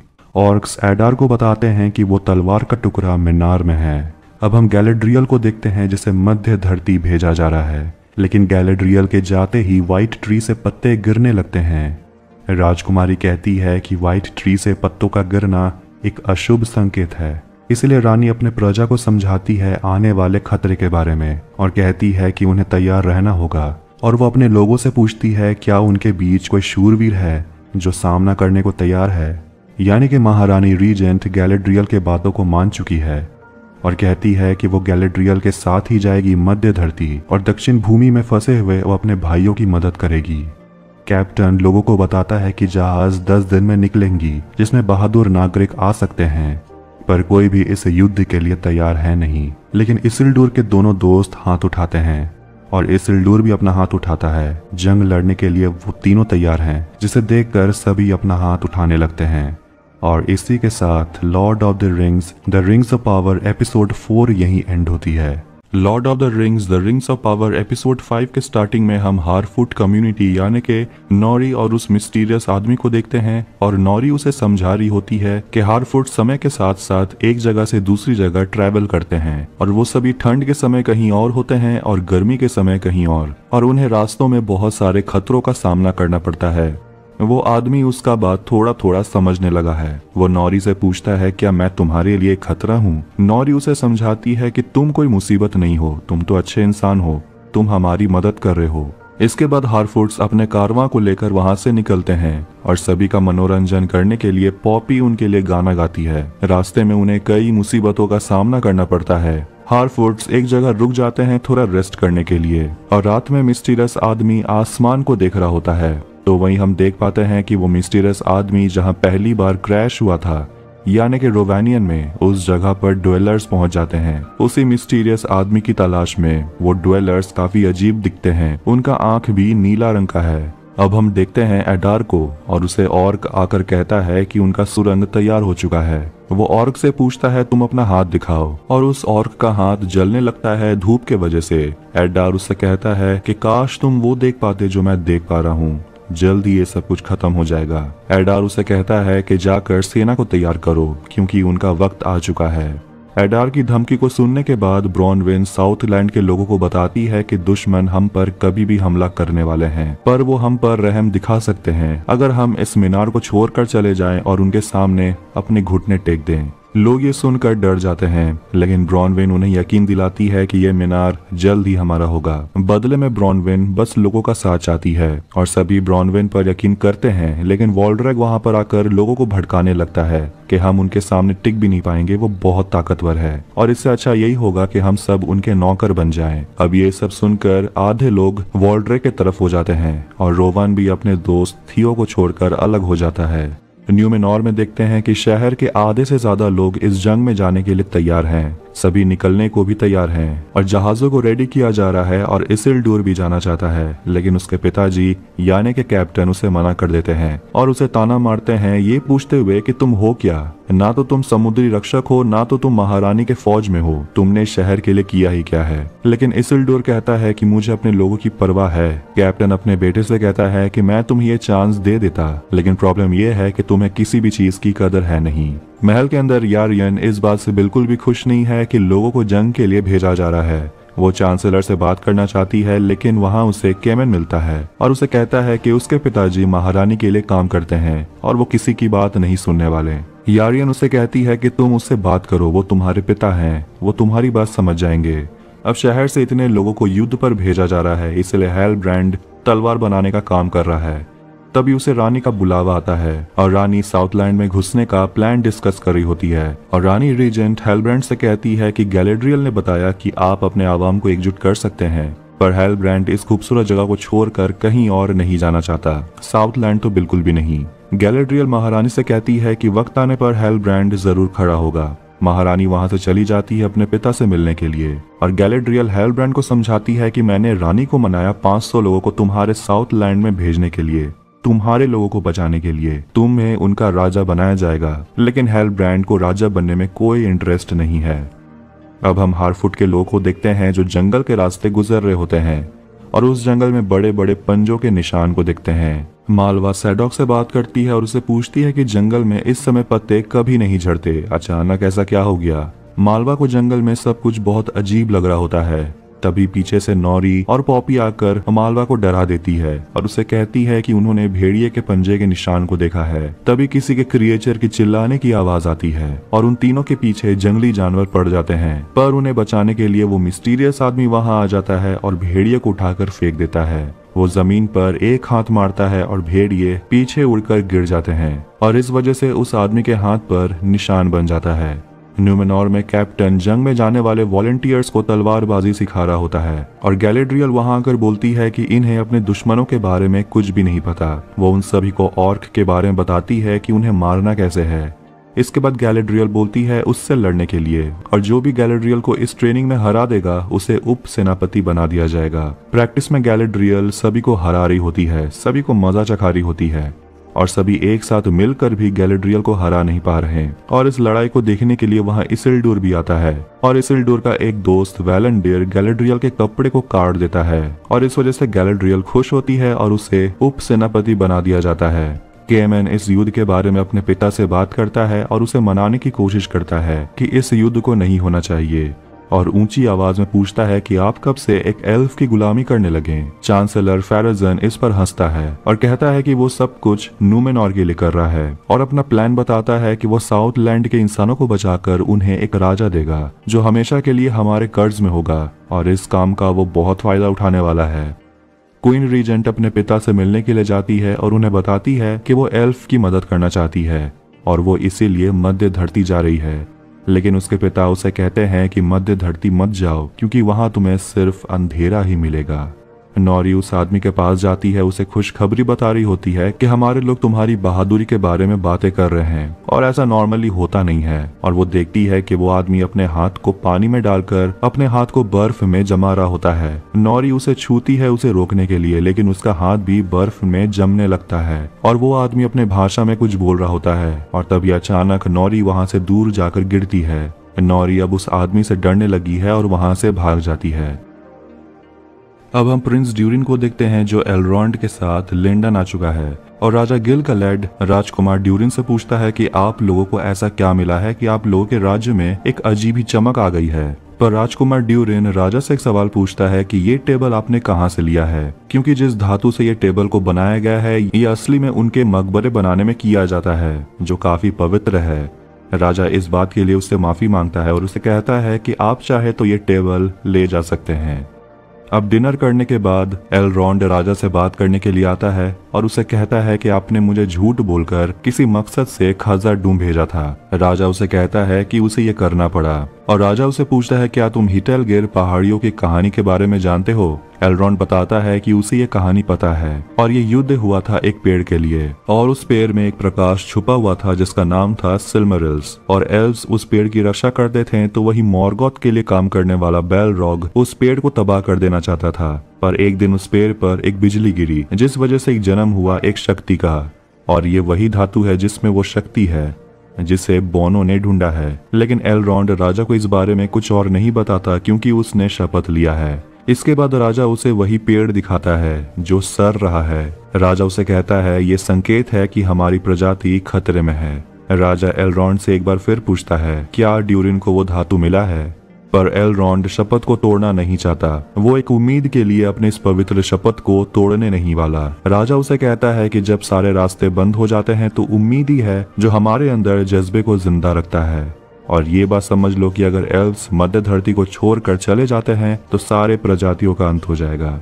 न्यूमेनॉर में इसिल्डुर मिलता है अपने दोस्त वैलेंडिर से और इसिल्डुर उसे कहता है कि किसी तरह उसे अपने टीम में शामिल कर ले, लेकिन उसका दोस्त वैलेंडिर नहीं मानता उसकी बात। रात में केमैन उसी जहाज में चढ़ता है जो अगले दिन युद्ध के लिए निकलने वाला है और वो एक बैरल से तेल और अल्कोहल को लीक करने लगता है जहाज को जलाने के लिए। वहां वो इसिल्डुर से मिलता है जो जहाज में छुपा हुआ था। इसिल्डुर उसे रोकने की कोशिश करता है लेकिन केमैन के हाथ से लालटेन गिर जाता है और जहाज पर एक जोरदार ब्लास्ट होता है, लेकिन किसी तरह केमैन और इसिल्डुर बच जाते हैं। कैप्टन उन दोनों से पूछता है कि आखिर हुआ क्या था। इस पर इसिल्डुर कहता है कि बैरल्स फट गया था और केमैन उसे कहता है कि इसिल्डुर ने उसकी जान बचाई। अब ये सब देखकर गैलेड्रियल रानी को समझाती है कि आप इन छोटे मोटे हादसों को देखकर अपने मकसद से भटकिए मत। ये मत भूलिए कि हमारे दुश्मन ताकतवर बनते जा रहे हैं। रानी कहती है कि इसका फैसला कल सुबह होगा कि आगे करना क्या है, और वहाँ हेलब्रांड का होना बहुत जरूरी है। एलरॉन्ड लॉर्ड कैलिब्रिम्बर से बात करता है और वो एलरॉन्ड को समझाता है कि मुझे ये करना पड़ा क्योंकि लॉर्ड कैलिब्रिम्बर भी ये जानता है कि एल्फ प्रजाति की जान बचाने के लिए वो धातु बहुत जरूरी है। गैलेड्रियल हेलब्रांड से मिलने के लिए जाती है और उसे कहती है कि कल सुबह मुझे तुम्हारी जरूरत होगी। पर हेलब्रांड उसकी कोई मदद नहीं करना चाहता और हेलब्रांड गैलेड्रियल को बोलता है कि उस नाव में आने से पहले मैंने क्या किया तुम्हें इस बात का कोई अंदाजा है ही नहीं, तुम मेरे बारे में कुछ नहीं जानती हो। तो वही हम साउथलैंड के इंसानों को देखते हैं जो ऑर्क के सामने अपना सिर झुकाते हैं। हेलब्रांड गैलेड्रियल से पूछता है कि वो कभी साउथलैंड जाना ही नहीं चाहता, ऐसा क्या कारण है जो गैलेड्रियल उसे दोबारा वहां भेजना चाहती है। गैलेड्रियल हेलब्रांड को बताती है कि उसके साथ क्या क्या हुआ है। उसके सबसे अच्छे दोस्त ने राजा के साथ मिलकर उसे यहाँ से दूर भेजने की कोशिश की ताकि वो कभी भी युद्ध न लड़ सके। वो अपने भाई को भी खो दी। वो हेलब्रांड को समझाती है कि तुम जो शांति के लिए यहाँ पर आए हो वो तुम्हें यहाँ लोहार का काम करके कभी नहीं मिलेगा, तुम्हें युद्ध लड़ना होगा। अब हम एडार को देखते हैं जिसके सामने वॉल्ड्रैग सौरॉन के लिए वफादार रहने की शपथ लेता है, पर एडार तो सौरॉन है ही नहीं। वॉल्ड्रैग कहता है कि आप जो भी हो मैं आपके लिए वफादार रहूंगा, आपके लिए काम करूंगा, लेकिन वॉल्ड्रैग को अपनी वफादारी साबित करने के लिए रोवान को मारना होगा। थियो एरोंडेर को वही तलवार दिखाता है और एरोंडेर कहता है कि उसने ऐसा तलवार पहले भी कहीं देखा है और उसी मीनार के दीवार पर उस तलवार का एक बड़ा सा स्टैचू बना होता है। एरोंडेर ब्रॉनविन को समझाता है कि ये तलवार एक तरह की चाबी है और इसी को लेने के लिए वो दुश्मन हमारे पीछे पड़े हैं। अब ब्रॉनविन अपने लोगों को बचाने के लिए अपने दुश्मन के सामने सिर झुकाना चाहती है, लेकिन एरोंडेर उसे मना करता है। ब्रॉनविन कहती है कि उनके पास कोई और रास्ता है नहीं और उन दुश्मन का सामना करना उनके बस का है ही नहीं। दुश्मन हमला करेंगे और उनका मीनार गिर जाएगा। फिर वो अपने मीनार की तरफ देखती है जैसे उसे कोई प्लान समझ में आया हो। इसके बाद हम देखते हैं कि ऑर्क्स की सेना मीनार की तरफ बढ़ रही है। अब वापस लिंडन में आते हैं और पता चलता है कि ड्यूरिन ने झूठ बोला। डिसा को बस एक टेबल चाहिए था और उसे फ्री में टेबल मिल गया। एलरॉन्ड अपने दोस्त को बता देता है कि वो किस मकसद से आया था अपने दोस्त से मिलने के लिए। वो उसी धातु को लेने के लिए आया था जिसका नाम है मिथरिल, और बताता है कि उस पत्थर के बिना वसंत तक एल्व्स विलुप्त हो जाएंगे, यानी कि एल्फ प्रजाति की किस्मत अब प्रिंस ड्यूरिन के हाथों में है। अब प्रिंस ड्यूरिन अपने दोस्त की मदद जरूर करेगा। अगले दिन न्यूमेनॉर में हम हेलब्रांड को देखते हैं जो अपने लॉकेट को देख रहा होता है। तभी उसे महारानी का बुलावा आता है। वो अपने लॉकेट को लेकर महारानी के पास जाता है अपना आर्मर पहनकर, और उसी रैली में इसिल्डुर भी होता है जिसे देखकर उसकी बहन इयारेन खुश नहीं होती। सारे वॉलंटियर्स जहाज में पहुंचते हैं और थोड़ी ही देर में वो सभी निकलने वाले हैं। कैप्टन अपने बेटे को बोलता है कि जाकर तुम अस्तबल साफ करो। ये सुनकर उसके दोस्त उस पर हंसने लगते हैं। इसके बाद जहाज में आती है गैलेड्रियल और वो हेलब्रांड से हाथ मिलाती है। इसके बाद वो सभी निकलते हैं मध्य धरती के लिए, और इसी के साथ Lord of the Rings of Power episode 5 यहीं एंड होती है। तो the Lord of the Rings of Power episode 6 के स्टार्टिंग में हम एडार को देखते हैं जो अपने सेना से कहता है कि उनके लिए इम्तिहान की घड़ी आ चुकी है, और इस बार भले ही हमारे दुश्मन कमजोर हों लेकिन फिर भी कई लोगों की जान इसमें जाएंगी। और उसके सेना में वॉल्ड्रेक भी होता है। वो सभी आखिरकार मीनार तक पहुंच जाते हैं, लेकिन वहां उन्हें कोई नहीं मिलता, यानी कि इंसान भाग निकलने में कामयाब हुए और ऑर्क उस जगह को सर्च कर रहे होते हैं। और हम देख पाते हैं कि एरोंडेर अभी भी मीनार के अंदर है। एडार उस तलवार के स्टैचू को देखता है और वॉल्ड्रेक उससे पूछता है कि बुरा मत मानिएगा लेकिन सौरॉन को हुआ क्या था। तभी एरोंडेर एक एक कर ऑर्क पर तीर मारने लगता है। एरोंडेर तो बस सही समय का इंतजार कर रहा था और वो मीनार पर लगे एक ट्रैप पे तीर मारता है और वहां से वो भाग जाता है और मीनार गिर जाता है जिसमें बहुत सारे ऑर्क्स मर जाते हैं। और ये देखकर ब्रॉनविन और सारे इंसान बहुत खुश होते हैं। अब हम न्यूमेनॉर के जहाजों को देखते हैं जो मध्य धरती की ओर आ रहे हैं, और आधी रात में इसिल्डुर जाग जाता है और वो जाता है अपना काम करने के लिए, यानी कि अस्तबल को साफ करने के लिए। वो ऊपर आता है और उसे गैलेड्रियल मिलती है जो इसिल्डुर को देखकर पूछती है, लगता है तुम्हें मध्य धरती देखने की बहुत जल्दी है। गैलेड्रियल इसिल्डुर को बताती है, मैं तो 1 घंटे से अपने जमीन को यहाँ से देख रही हूँ, क्योंकि एल्व्स का नजर बहुत तेज होता है। और वो इसिल्डुर से पूछती है, तुम्हारा ओहदा क्या है। वो उदास होकर कहता है कि वो अस्तबल साफ करता है, और इसिल्डुर गैलेड्रियल से बात करते हुए बताता है कि वो तो बस न्यूमेनॉर से बाहर जाना चाहता था, और कहता है कि अब उसका न्यूमेनॉर नहीं रहा। तभी वहां पर कैप्टन आ जाता है और इसिल्डुर वहां से चला जाता है, और गैलेड्रियल कैप्टन से पूछती है कि तुम्हारे बेटे की माँ के साथ क्या हुआ। कैप्टन यही कहता है कि वो डूबकर मर गई थी। कैप्टन और महारानी रीजेंट मैप्स देख रहे होते हैं और पता चलता है कि अभी भी उन्हें घाटियों तक पहुंचने में 4 दिन लगेगा। अब एरोंडेर उस तलवार को काटने की कोशिश करता है, लेकिन वो असफल रहता है। उल्टा उसका ही तलवार टूट जाता है।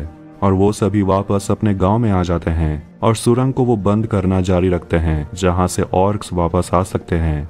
वो सभी मिलकर खुद को जंग के लिए तैयार कर रहे हैं। ब्रॉनवेन सभी को भाषण देकर उनका हिम्मत बढ़ाती है और सभी एरोंडेर का साथ देने के लिए तैयार हैं, बावजूद इसके कि वो एक एल्फ है। थियो भी इस जंग में शामिल होना चाहता है, लेकिन उसकी माँ उसे कहती है कि तुम जाकर उन बच्चों की मदद करो जो लड़ नहीं सकते। एरोंडेर ब्रॉनवेन को एल्फ्रिन का बीज देता है और कहता है ये हमारी परंपरा है कि जंग के पहले इसका पौधा लगाया जाता है, क्योंकि वेलार देवता नई जिंदगी पर अपनी कृपा रखते हैं और जो भी उनकी देखभाल करता है वेलार उनकी देखभाल करता है। और एरोंडेर कहता है कि वो बाकी के पौधे वो ब्रॉनवेन और थियो के साथ मिलकर लगाएगा जब ये युद्ध खत्म हो जाएगा। अब रात हो जाती है और सभी लोग नजर बनाए बैठे हुए हैं, क्योंकि ऑर्क्स कभी भी आ सकते हैं। तभी एरोंडेर दूर में कुछ जलते हुए मशालों को देखता है जो कि उनके ही तरफ बढ़ रहे हैं, जिसे देखकर सभी डरने लगते हैं क्योंकि उनकी तादाद बहुत ज्यादा है और ये ऑर्क्स ही हैं। पर उन लोगों की पूरी तैयारी है और वो ऑर्क्स को आग के घेरे में फंसा देते हैं और एरोंडेर और बाकी इंसान मिलकर उन ऑर्क्स पर तीर से हमला करते हैं, जिस वजह से उन्हें वहां से भागना पड़ता है। पर वो भागकर शराब खाने के अंदर जाने की कोशिश करते हैं जहां पर थियो उन लोगों के साथ है जो जंग नहीं लड़ सकते हैं। तभी वहां गांव वाले पहुंच जाते हैं और ऑर्क्स पर हमला करते हैं भालों से। एरोंडेर को सामना करना पड़ता है एक बहुत ही बड़े तगड़े से ऑर्क से जो एरोंडेर पर भारी पड़ रहा होता है, पर पीछे से ब्रॉनवेन उस ऑर्क को मार देती है और एरोंडेर की जान बचा लेती है। अब ये देखकर सभी खुश होते हैं कि सारे ऑर्क्स मारे गए और वो लोग जंग जीत गए हैं। लेकिन ये देखकर एरोंडेर शॉक्ड हो जाता है कि उन्होंने जिन लोगों से जंग लड़ा और जिन लोगों की जान गई वो असली में उनके ही गांव वाले थे जो अब ऑर्क्स के वफादार हो गए थे। और तभी अचानक से इंसानों पर तीर चलने लगता है, जिस वजह से इंसान मरने लगते हैं और एक तीर तो ब्रॉनवेन को भी लग जाता है।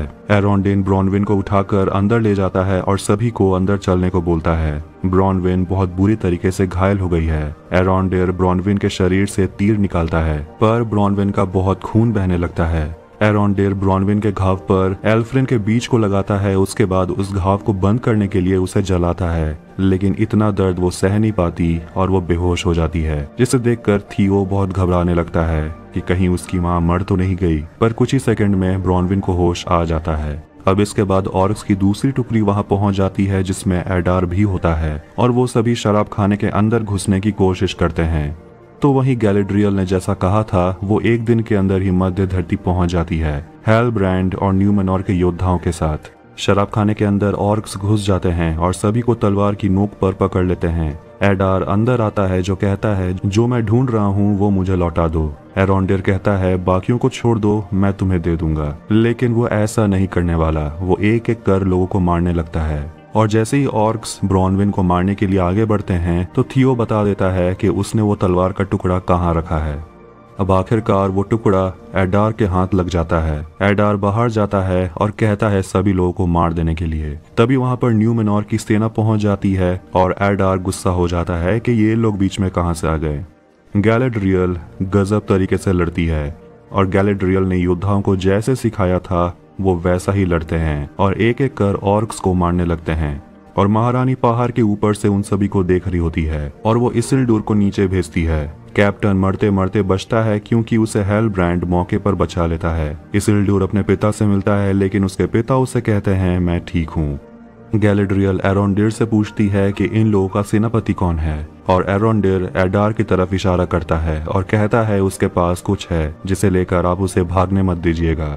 इसके बाद गैलेड्रियल एडार के पीछे चली जाती है। हेलब्रांड गैलेड्रियल का पीछा करता है। एडार जंगल की तरफ भागता है और उसका पीछा कर रहे होते हैं गैलेड्रियल और हेलब्रांड सामने से आकर एडार के घोड़े पर हमला करता है और एडार गिर जाता है और हेलब्रांड उसे कहता है तुम मुझे भूले तो नहीं। एडार उसे कहता है मैं तुम्हें कैसे भूल सकता हूँ। हेलब्रांड जैसे ही उसे मारने वाला होता है गैलेड्रियल उसे रोक लेती है और कहती है ये हमें जिंदा चाहिए।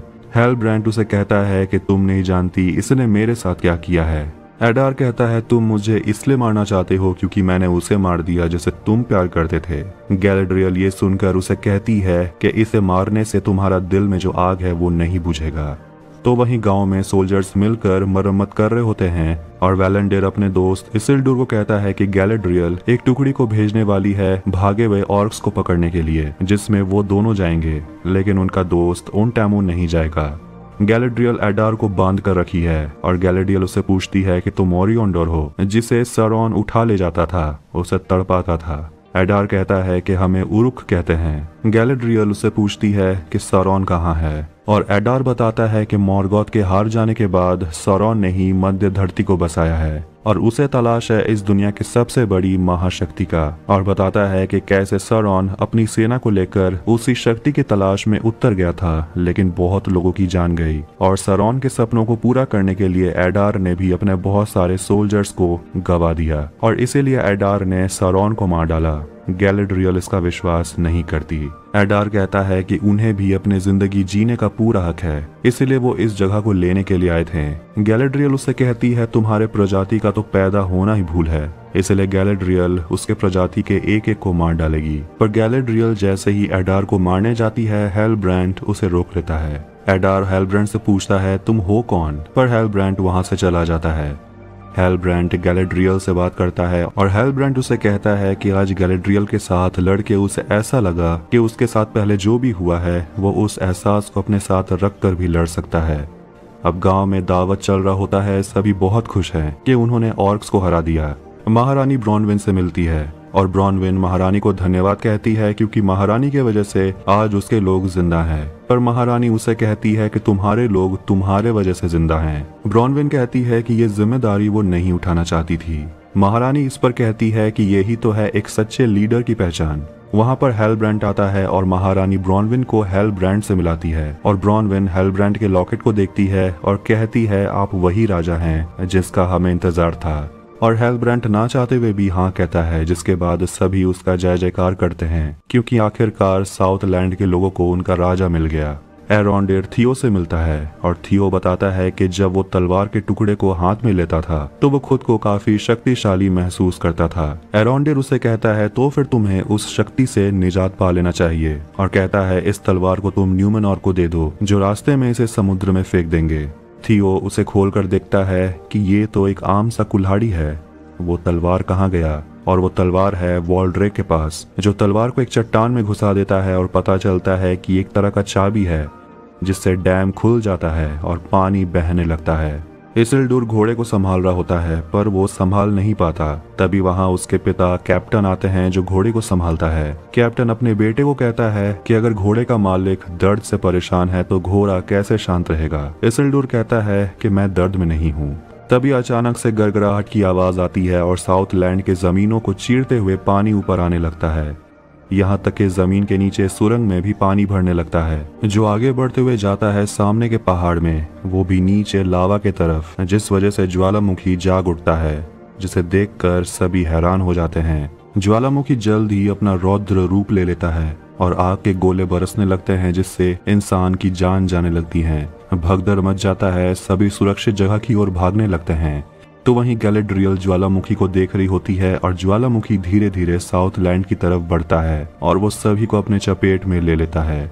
और इसी के साथ Lord of the Rings of Power episode 6 यहीं एंड होती है।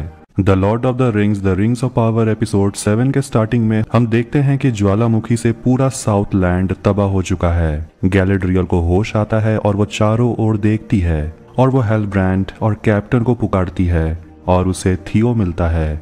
गैलेड्रियल उसे कहती है उसके साथ रहने के लिए। चारों ओर हाहाकार मचा हुआ है।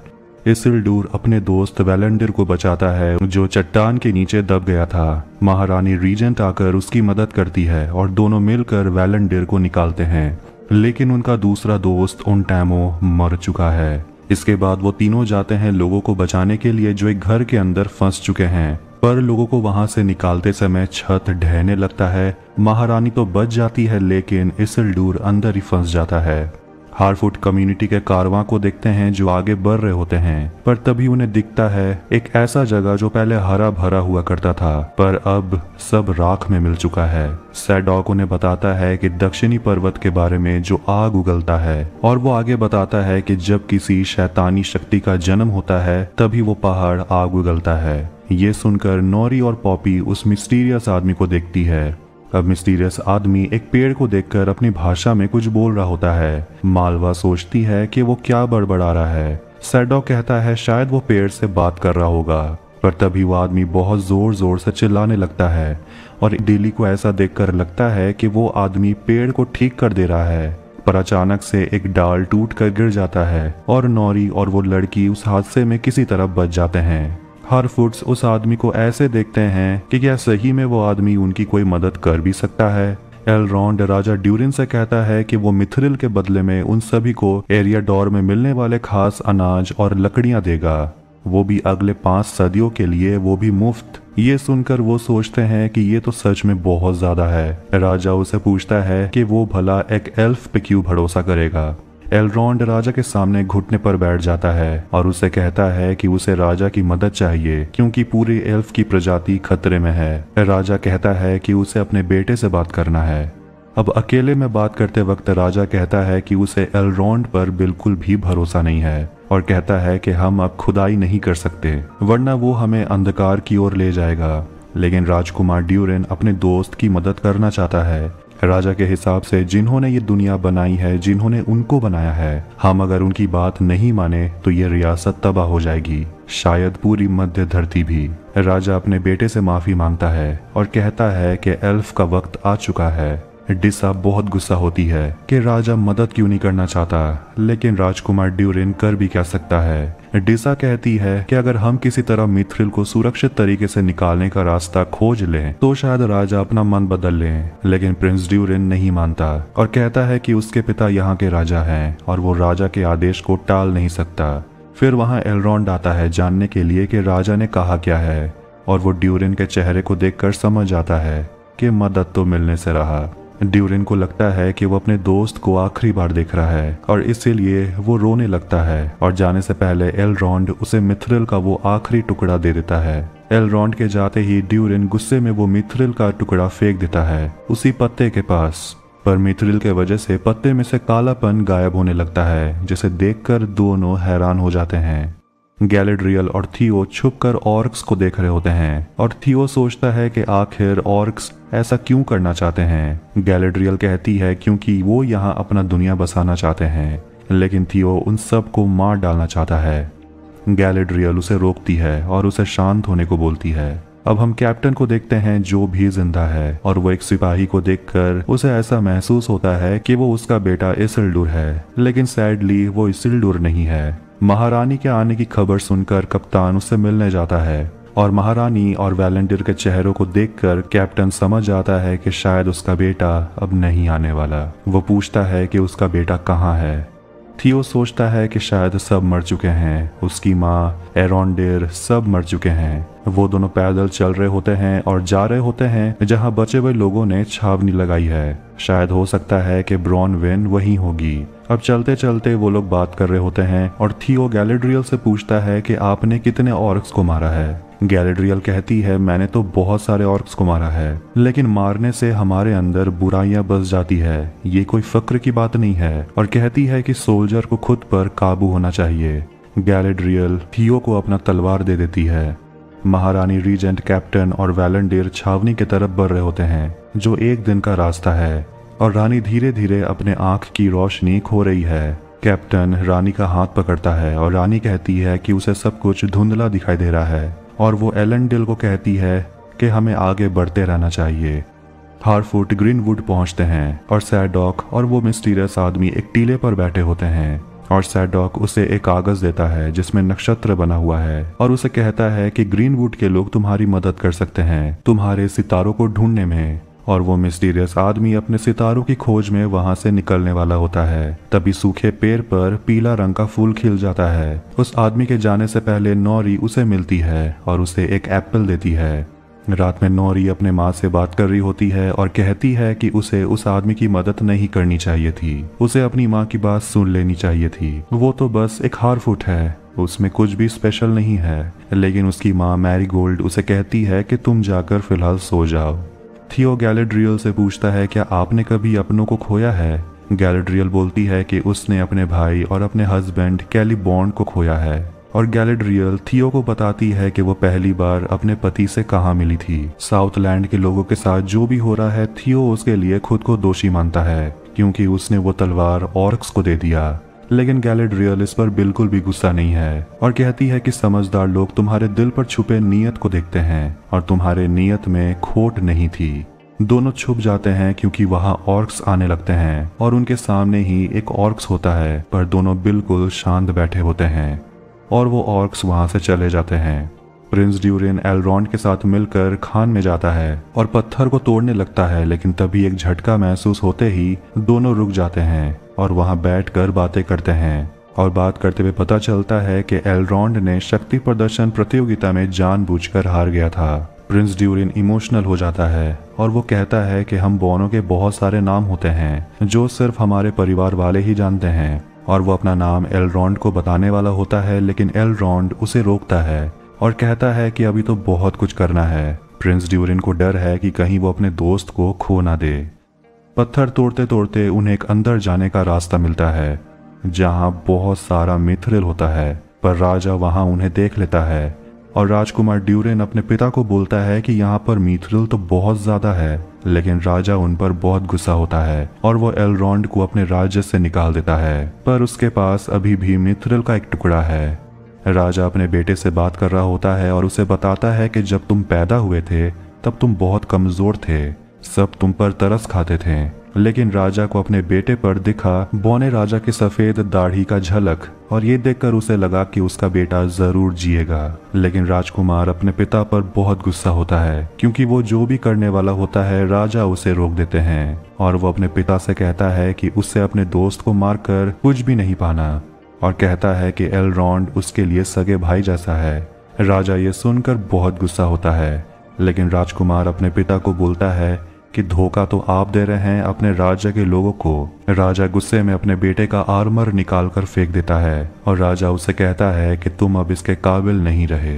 अगली सुबह नौरी उठती है और वो अपने दोस्त को देखती है जो एप्पल खा रही होती है, लेकिन नौरी उसे कहती है कि इसे खाना बंद करो, हमें इसे बचा कर रखना है। लेकिन पॉपी उसे कहती है तुम बाहर निकल कर तो देखो, और वो देखती है कि उनके पास अब खाना ही खाना है। ये कैसे हुआ? पॉपी बताती है कि तुम्हें क्या लगता है ये किसने किया होगा? उसी आदमी ने। हारफूड्स बहुत खुश हैं क्योंकि इतना सारा खाना से तो दावत भी हो सकता है। सब मिलकर आगे के लिए खाना कलेक्ट करते हैं। पॉपी पानी भर रही होती है, लेकिन तभी वहां उसे एक पैर का निशान दिखता है जिसे देखकर वो डर जाती है और वहां से भाग जाती है, पर वो अपने बाल्टी को छोड़ देती है और वो बहते हुए डुएलर्स को मिल जाता है जो उस मिस्टीरियस आदमी को ढूंढ रहे हैं। डुएलर्स उसी पेड़ के पास आते हैं जहां मिस्टीरियस आदमी बैठा हुआ था और वो उसी पीले फूल को अपने हाथ में लेते हैं और सोचते हैं कि इस बंजर जमीन पर हरियाली फैलाना शायद उसी आदमी का काम है। पर पता नहीं नौरी को अचानक से क्या होता है, वो उनके सामने आ जाती है और बोलती है कि वो आदमी उस तरफ गया है और वो तीनों अचानक वहां से गायब हो जाते हैं। पर वो तीनों नौरी के पीछे होते हैं और ये देखकर सारे हारफूड्स वहां आ जाते हैं जो मशाल जलाकर उन तीनों डुएलर्स को डराते हैं और कहते हैं यहाँ से निकल जाने के लिए। पर वो औरत मशाल पर हाथ रखकर उसे बुझा देती है और वो हारफूड्स के कारवां को जला देती है, जिसे देखकर सभी रोने लगते हैं क्योंकि उनका सब कुछ बर्बाद हो गया। अब आखिरकार न्यूमेनॉर के योद्धा छावनी तक पहुंच जाते हैं और कैप्टन अपने बेटे के घोड़े बेरेक को संभाल रहा होता है जो काफी बेचैन होता है क्योंकि उसका राइडर वहां नहीं है और वो घोड़ा वहां से भाग जाता है। थियो छावनी में पहुंचकर अपनी माँ को ढूंढने की कोशिश करता है और अचानक से उसकी माँ ब्रॉनविन वहां आती है और उसे गले लगा लेती है जो घायल लोगों का इलाज कर रही थी, और वहां एरोंडिर भी होता है और थियो दोनों से मिलकर बहुत खुश है। अब महारानी को देखते हैं जो पहाड़ के ऊपर बैठी होती है और उसकी आंखों पर पट्टी होती है, शायद वो अब देख नहीं पाती। कैप्टन उसे कहता है कि हम यहाँ से 1 घंटे में निकलने वाले हैं। तभी वहां गैलेड्रियल आती है जिसे देखकर कैप्टन बहुत गुस्सा होता है और गैलेड्रियल रानी के सामने अपनी गलती कबूलती है कि इतने लोगों की जान सिर्फ उसके वजह से गई। लेकिन रानी उसे दुखी ना होने को बोलती है और कहती है कि न्यूमेनॉर फिर से लौटेगा।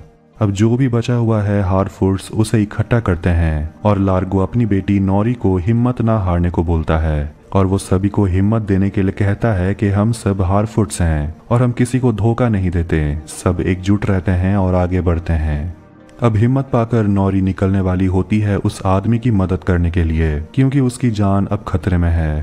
पर वो अकेली नहीं है, उसके साथ पॉपी भी जाने वाली है। पर मैरीगोल्ड अपनी बेटी को अकेले कैसे छोड़ेगी, वो भी जाने का मन बनाती है और सैडॉक भी उनके साथ जाने वाला है, जो उन्हें रास्ता दिखाएगा। महारानी न्यूमेनॉर के लिए निकल जाती है। एरोंडिर गैलेड्रियल से पूछता है कि आपको लगता है कि रानी अपना वादा निभाएंगी। गैलेड्रियल को पूरा भरोसा है कि रानी अपना वादा जरूर निभाएगी। ब्रॉनविन बताती है कि वो लोग अब निकलने वाले हैं और वो सभी जाएंगे पेलरगिर, एक नई शुरुआत के लिए। तो गैलेड्रियल अपने राजा के पास जाने वाली है, पर साउथलैंड के राजा यानी कि हेलब्रांड को देखते हैं जो घायल हो गया है। गैलेड्रियल उसके घाव को देखकर बोलती है कि हेलब्रांड को एल्विश दवाइयों की जरूरत है। हेलब्रांड कहता है कि वो अपने लोगों को छोड़कर कहीं नहीं जाएगा। वो बाहर निकलता है, जिसे देखकर सभी अपना सिर झुकाते हैं। हेलब्रांड और गैलेड्रियल लिंडन के लिए निकल जाते हैं। राजकुमार ड्यूरिन खुद पर दोष डालता है कि उसके वजह से उसकी दोस्त की जान खतरे में है, लेकिन डिसा उसे कहती है कि तुम्हारे वजह से नहीं, तुम्हारे पिता की वजह से। वो बूढ़े हो गए हैं और चाहे वो माने या ना माने, तुम यहाँ के होने वाले राजा हो। डिसा कहती है कि वो मिथ्रिल हम दोनों की है और एक दिन हम मिथ्रिल को जरूर खोद निकालेंगे। राजा उस पत्ते को उसी बड़े से छेद के अंदर फेंक देता है जहाँ मिथ्रिल है, और वो पत्ता उड़ते हुए नीचे गिरता है और देखते हैं वहां पर बेलरॉग रहता है। इसका मतलब राजा हमेशा से ही सही था। मिथ्रिल को खोदना सही आइडिया नहीं है, ये बोनो के लिए खतरनाक हो सकता है। अब हम एडार को देखते हैं जो अपने सेना को बोलता है कि अब तुम्हें धूप से डरने की जरूरत नहीं है, क्योंकि ये भूमि अब हमारी है। एडार कहता है कि हम इस साउथलैंड को दूसरे नाम से बुलाएंगे और वो दूसरा नाम है Mordor. Lord of the Rings of Power episode 8 की स्टार्टिंग में हमें वो मिस्टीरियस आदमी को दिखाया जाता है जो ग्रीन वुड पहुंच चुका है, और वो नौरी के दिए हुए एप्पल को देखता है और उसकी बातों को याद करता है जो कहती थी कि तुम कोई बुरे इंसान नहीं हो, तुम अच्छे इंसान हो। तभी वहां वो किसी को देखता है। वो मिस्टीरियस आदमी उसका पीछा करता है और उसके हाथ से वो एप्पल गिर जाता है। उस एप्पल को दूसरा आदमी उठा लेता है। फिर देखते हैं वो अनजान शख्स कोई और नहीं, नौरी है। पर नौरी यहाँ कहाँ से आई? फिर वो अपना असली रूप में आ जाती है और देख पाते हैं कि वो वही 3 औरतों में से एक है जो मिस्टीरियस आदमी को ढूंढ रहे थे, पर उस आदमी को मारने के लिए नहीं। वो आदमी तो उनका मालिक है जिसका नाम है सौरॉन। इसके बाद कहानी जाती है एरेगियन में और हम एलरॉन्ड को देखते हैं लॉर्ड कैलिब्रिम्बोर के साथ, जो सोच रहा होता है कि आखिर एल्व्स को कैसे बचाया जा सकता है, कोई तो तरीका होगा। लेकिन एलरॉन्ड उसे कहता है कि हमें राजा को आगाह करना होगा कि हम फेल हो चुके हैं और हमें ये द्वीप छोड़ना होगा। और वहां पहुंचती है गैलेड्रियल हेलब्रांड के साथ, और जब हेलब्रांड पर इलाज चल रहा होता है तो गैलेड्रियल अपने दोस्त एलरॉन्ड से बात करती है और बताती है कि हेलब्रांड साउथलैंड का राजा है। और एलरॉन्ड गैलेड्रियल से माफी मांगता है कि गैलेड्रियल को पश्चिम वाले जहाज में नहीं चढ़ाना चाहिए था। और गैलेड्रियल उसे बताती है कि वो उस जहाज से कूद गई थी क्योंकि उसे ऐसा लगा था कि उसका मकसद अभी पूरा नहीं हुआ है और इतना सब कुछ सहने के बाद वो हार नहीं मान सकते। और वो एलरॉन्ड को भी हिम्मत देती है। हेलब्रांड आखिरकार लॉर्ड कैलिब्रिम्बोर से मिलकर बहुत खुश होता है क्योंकि हेलब्रांड के मास्टर भी कैलिब्रिम्बोर की बहुत तारीफ किया करते थे। हेलब्रांड वहां पर 3 रत्न दिखता है और पूछता है कि आप इनमें से बनाने क्या वाले हैं। हेलब्रांड एलरॉन्ड का रखा हुआ मिथ्रिल उठा लेता है और पूछता है ये किस लिए है। कैलिब्रिम्बोर उसे कहते हैं कि हमें यह अधिक मात्रा में चाहिए। हेलब्रांड उसे सलाह देता है कि आपको इसे दूसरे धातु में मिलाकर देखना चाहिए, हो सकता है इसकी शक्तियां कम ना हो बल्कि बढ़ जाए। न्यूमेनॉर में हम चांसलर को देखते हैं जो राजा के मीनार में होता है शिल्पकारियों के साथ, और वो अपने अंदर काम कर रहे शिष्यों को बोलता है जिनमें यारिन भी होती है कि राजा हमें कभी भी छोड़ कर जा सकते हैं, इसलिए हमें उनके याद में एक स्मारक बनाना होगा और एक स्टैचू भी, जिसका रिस्पॉन्सिबिलिटी उन शिल्पकारियों के ऊपर है। यारियन राजा का स्केच बना रही होती है। तभी राजा उसे कहने लगता है कि अगर हम पुराने तौर तरीके नहीं अपनाएं तो हमारा राज्य खत्म हो जाएगा। यारियन मदद मांगने के लिए नीचे जाती है लेकिन उसकी आवाज कोई नहीं सुनता। राजा एक दरवाजा खोलता है और यारियन को अंदर जाने को बोलता है और कहता है बहुत देर हो चुकी है। यारियन उस कमरे के अंदर जाती है जहां वो उसी मणि को देखती है जो महारानी रीजेंट ने गैलेड्रियल को दिखाया था। राजा गिलगैलेड मिथ्रिल को देखकर कहता है क्या ये हमें बचा सकता है। कैलिब्रिम्बोर उसे कहता है कि इस पत्थर का यूज करके एक ताज बनाया जाएगा और उससे पैदा होने वाले असीम शक्ति हमें बचा सकती है। राजा उनकी एक नहीं सुनता और कहता है कि जब से वो ज्वालामुखी फटा है तब से दिव्य वृक्ष के पत्ते झड़ रहे हैं और आखिरी पत्ते के झरने से पहले हमें यहाँ से निकलना होगा। लेकिन कैलिब्रिम्बोर राजा से एक मौका मांगता है, कहता है उसे बस थोड़ा सा वक्त चाहिए। हेलब्रांड के सुझाव से उसे बहुत कुछ समझ आ गया है और कैलिब्रिम्बोर उस तरह के ताकत को बना सकता है जो उन सभी की जान बचा सकते हैं। राजा उसकी बात नहीं सुनता, वो कोई चांस नहीं लेना चाहता और वो लॉर्ड कैलिब्रिम्बोर से कहता है आपको यहाँ से लिंडन चला जाना चाहिए। एलरॉन्ड राजा से 3 महीने का समय मांगता है। राजा उसे कहता है कयामत नजदीक है और हमें निकलना होगा और कोई चारा नहीं है। एलरॉन्ड राजा से कहता है आप ही तो कहते थे उम्मीद हमारी आखिरी किरण है। ये सुनकर राजा एलरॉन्ड को एक मौका दे देता है। लॉर्ड कैलिब्रिम्बोर हेलब्रांड के साथ काम करना शुरू करता है, बाकी शिल्पकारियों के साथ, और गैलेड्रियल हेलब्रांड को काम करता देखकर एक एल्फ को बोलती है कि जाकर साउथलैंड के बारे में इंफॉर्मेशन इकट्ठा करो और उसके इतिहास, उसके वंश के बारे में जो कुछ भी मिलता है मुझे आकर बताओ। फिर गैलेड्रियल हेलब्रांड से मिलती है और उसे कहती है अचानक तुम में और लॉर्ड कैलिब्रिम्बोर में दोस्ती कैसे हो गई। हेलब्रांड कहता है वो तो बस मदद करना चाहता था, पर वो यकीन नहीं कर पा रहा है कि लॉर्ड कैलिब्रिम्बर के साथ वो काम कर रहा है और वो गैलेड्रियल को थैंक यू कहता है उसकी जान बचाने के लिए। गैलेड्रियल कहती है कि तुमने भी मेरी जान बचाई थी। हेलब्रांड इस पर कहता है कि तुमने उससे कई ज्यादा मेरे लिए किया है, तुमने मुझ पर विश्वास किया, तुमने मेरे असली ताकत को पहचाना। और अब हम उस मिस्टीरियस आदमी को देखते हैं यानी के सरॉन को, और वही 3 औरत उसे याद दिलाने की कोशिश करते हैं कि वो कहाँ से आया है और आपको जिसने भी यहाँ पर भेजा है उसने आपकी यादों पर पर्दा डाला है। वो कहती है कि वो सरॉन को उसकी दुनिया में ले जाने के लिए आई है और वो मिस्टीरियस आदमी उसे एक कागज दिखाता है जिसमें सितारों की तस्वीर है और वो औरत सरॉन को बताती है कि इसे कहते हैं मायावी मंडल, जहाँ से ये नक्षत्र दिखता है उस जगह का नाम है रून। और वो तीनों सरॉन को याद दिलाती हैं कि रून में आपकी ताकत सबसे ज्यादा होगी और जितने भी जीवित लोग हैं वो आपके गुलाम होंगे। फिर वो आदमी अपना पावर निकालता है जिससे वहां पर तेज हवाएं चलने लगती हैं, पर वो अजीब सी औरतें उन्हें बेहोश कर देती हैं और हम देख पाते हैं कि नॉरी, पॉपी, सैडॉक और मैरीगोल्ड वहां तक पहुंच चुके हैं, जो सोचते हैं शायद यहाँ आना उनकी सबसे बड़ी गलती हो सकती है। फिर नॉरी देखती है कि उन तीनों औरत में से एक गायब है और ये मौका देखकर वो जाते हैं उस मिस्टीरियस आदमी को बचाने के लिए। मैरीगोल्ड उन दोनों औरतों का ध्यान भटकाती है। नॉरी और सैडॉक उस मिस्टीरियस आदमी के पास जाते हैं और तभी मैरीगोल्ड को उस आदमी का बॉडी मिलता है जमीन पर पड़ा हुआ। तो ये कौन है?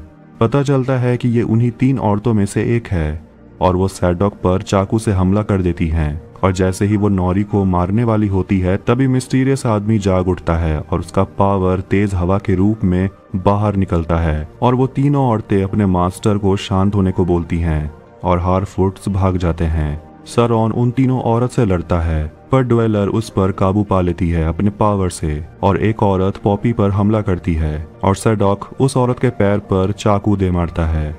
फिर तीनों हारफुट मिलकर उन्हें डिस्ट्रैक्ट करने लगते हैं लेकिन ड्वेलर उन पर आग फेंकने लगती है। नॉरी उस आदमी के पास जाती है लेकिन वो नॉरी से कहता है यहाँ से चले जाने के लिए क्योंकि उन्होंने मुझे दिखाया कि मैं असली में कौन हूँ। लेकिन नॉरी उसे कहती है कि हम सिर्फ अपने कर्मों के वजह से जाने जाते हैं, तुम क्या हो ये तुम अच्छी तरह से जानते हो। और जैसे ही ड्वेलर तीनों हारफुट्स पर हमला करने वाली होती है तभी उसका पावर काम करना बंद कर देता है और देख पाते हैं कि ड्वेलर का स्टिक अब सरॉन के पास है। वो तीनों औरतों को बोलता है कि तुम जहां से आई हो उसी अंधेरे में चली जाओ और तीनों सोचने लगते हैं कि ये हमारा मालिक सरॉन नहीं हो सकता, वो ईस्टार है और उसके स्टिक में लगे एक रत्न से एक शक्ति निकलती है जिससे वो तीनों औरत वहां से चले जाते हैं। इसके बाद हम देखते हैं कि सैडॉक घायल हो चुका है और वो कहता है कि उसका कारवां से बिछड़ने का समय आ चुका है। सभी इमोशनल हो जाते हैं और सैडॉक का बस एक ही ख्वाहिश है कि वो आखिरी बार उगते हुए सूरज को देखना चाहता है। न्यूमेनॉर में जाने वाले जहाज को देखते हैं जिसमें हम महारानी रीजेंट को देखते हैं जो अंधी हो चुकी है और वो अपने सिंहासन पर जाने की प्रैक्टिस कर रही होती है ताकि प्रजा को पता न चले कि वो देख नहीं सकती। एरेंडेल रानी को कहता है कि चिंता मत करिए, मैं सब कुछ संभाल लूंगा। रानी उससे पूछती है कि तुम्हें कौन संभालेगा। कैप्टन रानी को बोलता है, आपको याद है कि आपने पूछा था कि मैंने गैलेड्रियल को क्यों बचाया। सच बात तो ये है कि अगर मैं चाहता तो मैं उसे वहीं छोड़ सकता था, लेकिन अब इतना कुछ हो चुका है, दोनों बस यही सोचते हैं कि किसी की भी कुर्बानी जाया नहीं जानी चाहिए, चाहे कुछ भी हो। आखिरकार वो सभी न्यूमेनॉर पहुंच जाते हैं। लॉर्ड कैलिब्रिम्बोर के कार्यालय में एक जोर का धमाका होता है। पता चलता है कि मिथ्रिल किसी भी धातु से मिलना चाहता ही नहीं, वो काफी जिद्दी है। कैलिब्रिम्बोर बहुत गुस्सा होता है कि वो सभी अपनी पूरी ताकत लगा रहे हैं लेकिन कुछ भी काम नहीं कर रहा, उनके पास वक्त भी नहीं है। तभी वहाँ हेलब्रांड आता है और कहता है, यही तो हम लोग गलती कर रहे हैं, जरूरत से ज्यादा ताकत लगाकर।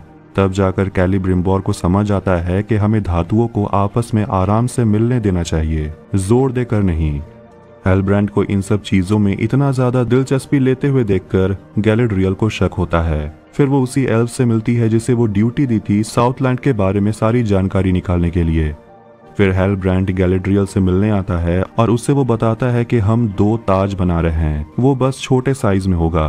गैलेड्रियल उसे पूछती है, तुम्हारी असली पहचान क्या है, और वो आगे उसे पूछती है कि साउथलैंड का तो कोई राजा था ही नहीं, हजारों साल पहले वो मर गया, उसका कोई वंशज नहीं था। हेलब्रांड उसे कहता है, मैंने तुम्हें तो नाव में ही बताया था कि मुझे ये लॉकेट एक मरे हुए इंसान के ऊपर मिला। गैलेड्रियल हेलब्रांड से डरने लगती है और उसे पूछती है, तुमने तो मेरी जान बचाई थी। हेलब्रांड उसे कहता है, तुमने मेरी जान बचाई थी, मैं तो न्यूमेनॉर में रहना चाहता था, मैं तो बस उनसे लड़ रहा था जिससे तुम लड़ना चाहती थी। गैलेड्रियल शॉक्ड हो जाती है और वो पूछती है कि मुझे तुम अपना नाम बताओ। जवाब में वो कहता है कि जब से दुनिया का निर्माण हुआ है तब से मैं यहीं पर हूँ, मुझे कई नामों से बुलाया जाता है। तब गैलेड्रियल समझ जाती है कि सरौन कोई और नहीं बल्कि हेलब्रांड ही है। गैलेड्रियल उस पर हमला करती है और हेलब्रांड गैलेड्रियल को भेज देता है उस जगह पर जहां गैलेड्रियल बचपन में खेला करती थी। वहां वो अपने भाई फिनरॉड से मिलती है और उसका भाई उसे सरौन के बारे में बताता है, जो अपनी बहन गैलेड्रियल को बताता है कि सरौन भी एल्फ की तरह शांति बनाए रखना चाहता था, वो मध्य धरती को बर्बाद नहीं करना चाहता है, वो तो एक महाशक्ति के खोज में निकला है। फिर उसे एहसास होता है कि ये उसका भाई नहीं है, ये सरौन है। फिर वो उसी नाव में पहुंच जाती है जहां वो पहली बार हेलब्रांड से मिली थी। सरौन उसे कहता है कि मैं तुम्हारा दोस्त हूँ, लेकिन गैलेड्रियल उसे कहती है कि तुम मॉर्गोथ के गुलाम हो। सरौन कहता है कि जब मॉर्गोथ की हार हुई तब उसे ऐसा लगा कि वो आजाद हो गया है, उसके लिए एक नए दिन की शुरुआत हुई थी। उसके बाद उसे ऐसा लगने लगा कि मॉर्गोथ के वजह से जितनी भी तबाही हुई वो सरौन को ठीक करना होगा।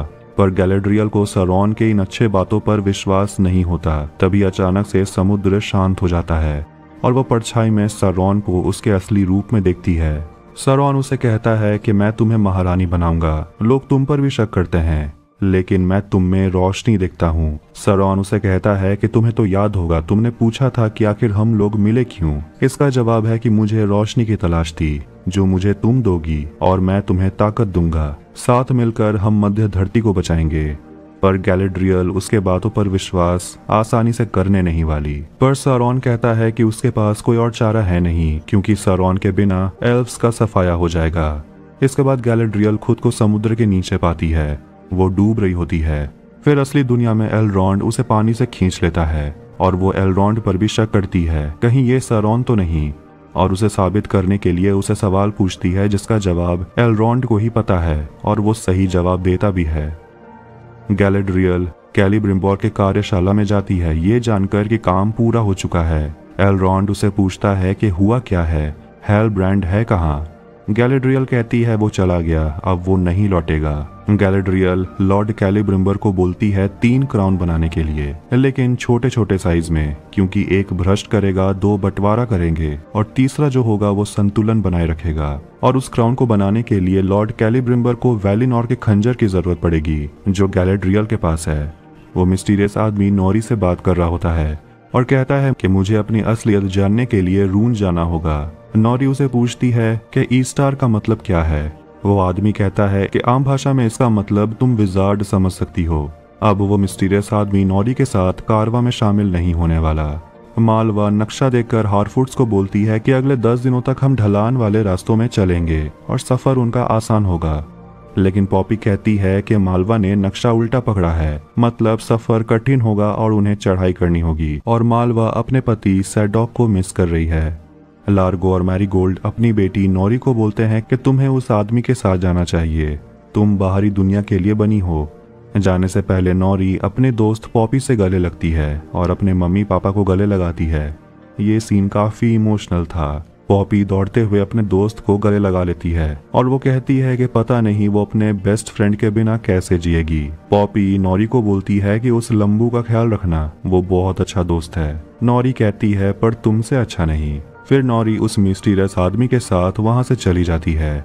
गैलेड्रियल वैलिनोर वाले खंजर को पिघलाने के लिए भट्टी में डाल देती है और जैसे ही वो लोहा पिघल जाता है उसमें मिथरिल डाल दिया जाता है और वो दोनों धातु जुड़ जाते हैं और वहां काम कर रहे शिल्पकार उस धातु को एक ताज का आकार देने लगते हैं। तो वहीं एलरॉन्ड को नदी में वो कागज मिल जाता है जिसमें साउथलैंड के बारे में सारी सच्चाई लिखी हुई थी। एलरॉन्ड अंदर आता है और वो देखता है कि ताज रेडी हो गया है, जो साइज में छोटा है और बिल्कुल रिंग्स की तरह दिखता है और उसके ऊपर वही 3 रत्न जुड़े हुए हैं। गैलेड्रियल एलरॉन्ड के हाथों में वो कागज देखती है और आखिरी सीन में हम हेलब्रांड को देखते हैं जो पहाड़ के किनारे खड़ा होता है और वो ज्वालामुखी को फटते हुए देख रहा होता है, यानी कि वो अपने घर मोरडोर पहुंच चुका है। और इसी के साथ Lord of the rings episode 8 यही एंड होती है और एपिसोड 8 के साथ सीजन 1 भी यही कंप्लीट होती है। तो अगर आपको वीडियो पसंद आया तो वीडियो को लाइक